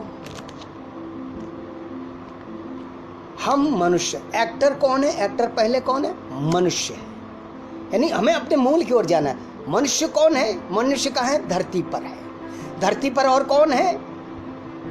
पेड़ पौधे हैं, पहाड़ हैं, समंदर हैं, नदियां हैं, है ना? ये सब हैं। तो हमारे मूल में क्या है? एक्टर से पहले मनुष्य है, मनुष्य से पहले सृष्टि है। तो एक मनुष्य होने के नाते हमें पहले तैयार होना होगा ना, तो मनुष्य ही तो एक्टिंग करेगा। और जब मनुष्य के रूप में हम बेहतर तैयार हो जाएंगे, तब हम बेहतर एक्टर हो जाएंगे। तो ये जो वक्त आया है पूरी दुनिया के लिए, न केवल कलाकार के लिए, पूरी दुनिया के लिए मनुष्य होने के ऊपर फिर से दृष्टि डालने, फिर से तैयारी करने के लिए आया है। और क्योंकि हमारा काम अभिनय परक है, हमारा काम अभिव्यक्ति का है, हमारा काम संप्रेषणीयता का है, तो हमको आम आदमी से कुछ विशेष दर्जे की अपेक्षा, कुछ विशेष दर्जे, विशेष तरीके से जुड़ना पड़ेगा। तो इस अनादि अनंत समय और स्थान में तमाम प्राणी हैं, मनुष्य के साथ और भी प्राणी हैं, जड़ और चेतन हैं, और मूल में सब जड़ और चेतन एक है। तो जड़ चेतन का संवेदनात्मक संबंध जहां बन जाएगा, वहां से मनुष्य होने की शुरुआत हो जाएगी। और जब हम मनुष्य होने की शुरुआत बढ़िया करेंगे तो यात्रा भी बढ़िया होने लगेगी। और वो यात्रा जब बढ़िया होगी तो फिर वहीं कहीं ना कहीं एक्टर अच्छे होने, क्रिएटर अच्छे होने के भी बीज पड़ने लगेंगे, जबकि वो संभावनाएं सारी मनुष्य में मौजूद हैं। अभिनय मनुष्य का नैसर्गिक गुण है या प्रवृत्ति है, लेकिन उस प्रवृत्ति को कला में बदलने के लिए साधना की जरूरत होती है, वरना एक्टिंग तो कुत्ता भी कर लेता है। आपके घर में डॉगी होगा तो वो देखिए क्या करता है। जब आपसे खेल रहा होता है कि वो आपको काटना दिखा रहा होता है, आपके पैर पर गए दांत लगाता है, ये करता है, खूब खेलता है, वो काट रहा होता है लेकिन काट नहीं रहा होता है ना? इसी तरह हम स्टेज पर रो रहे होते हैं लेकिन रो नहीं रहे होते हैं। ये साक्षी भाव हम कुत्ते से सीखें। लेकिन कुत्ता जो क्या है बेचारा, उसको कला में नहीं बदल पाएगा। एक सर्टेन समय में, निश्चित समय और स्थान में, किसी निश्चित उद्देश्य से ऑडियंस के समक्ष संप्रेषित करने की योग्यता को विकसित नहीं कर पाएगा। यहाँ पर हम कुत्ते से अलग हो जाएंगे। नहीं तो नैसर्गिक प्रवृत्ति तो उसमें भी है। तो केवल नैसर्गिक प्रवृत्ति होने से काम नहीं चलने वाला है। नैसर्गिक प्रवृत्ति को जो है कला में बदलने के लिए साधना, जो अभी अरविंद ने थोड़ी देर पहले कहा, क्राफ्टिंग करनी होगी, तमाम सारी बात करनी होगी, लेकिन उससे पहले मनुष्य के रूप में तैयारी करनी होगी, जड़ चेतन से जुड़ना होगा। अतुल इस बात को जानते हैं, अतुल इस बात का अभ्यास कराते हैं।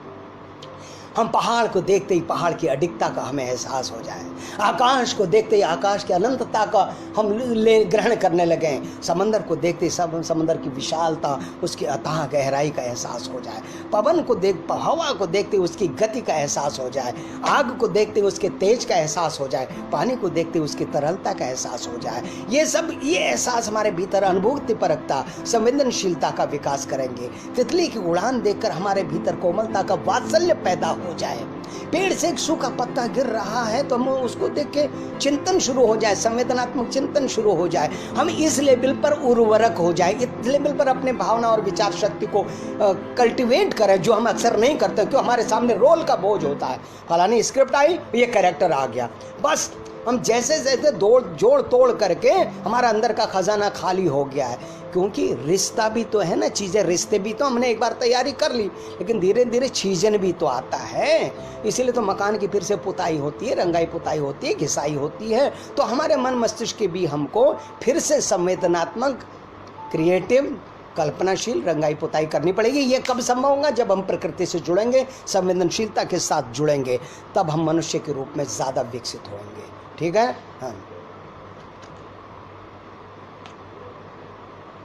हाँ यार, ये भी तस्दीक बेटा, तुम ये भी कह रहे हो कि सवाल ही आ जाएंगे तो फिर जो है वो फिर उसी पे बात हो जाए। लेकिन मुझे कोई भाई ये बता दो, जिस पर्पज़ से विजय ने आज का ये आयोजन किया, ये तमाम महानुभावों को मंच पर बुला चुका है कि वर्तमान दौर में जीवन प्रक्रिया कैसी हो और मन को सशक्त करने के लिए क्या किया जाए, क्या इस संदर्भ में मैं कुछ कह बोल पाया हूँ या अपनी बातों से ऐसा इनडायरेक्टली उन लोगों तक भेज पाया हूँ?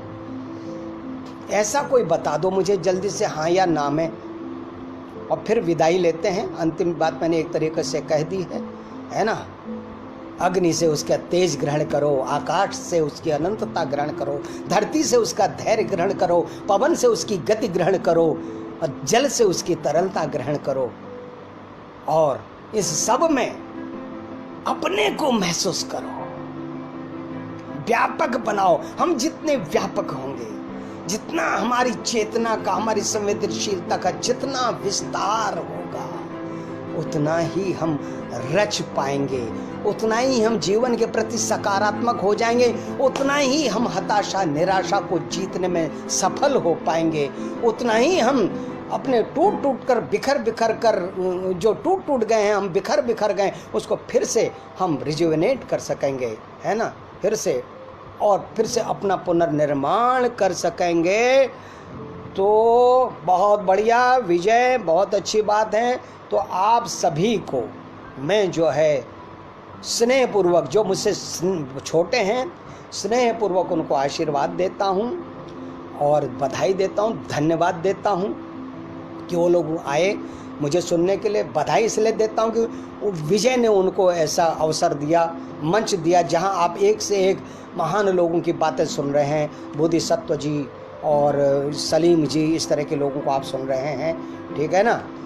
तो इसके लिए मैं आपको और आप लोगों और जो मेरे सहपाठी हैं उन सबको जो है मैं पुराने दिनों के पुराने प्रेम को याद करते हुए गले लगा रहा हूँ, ठीक है।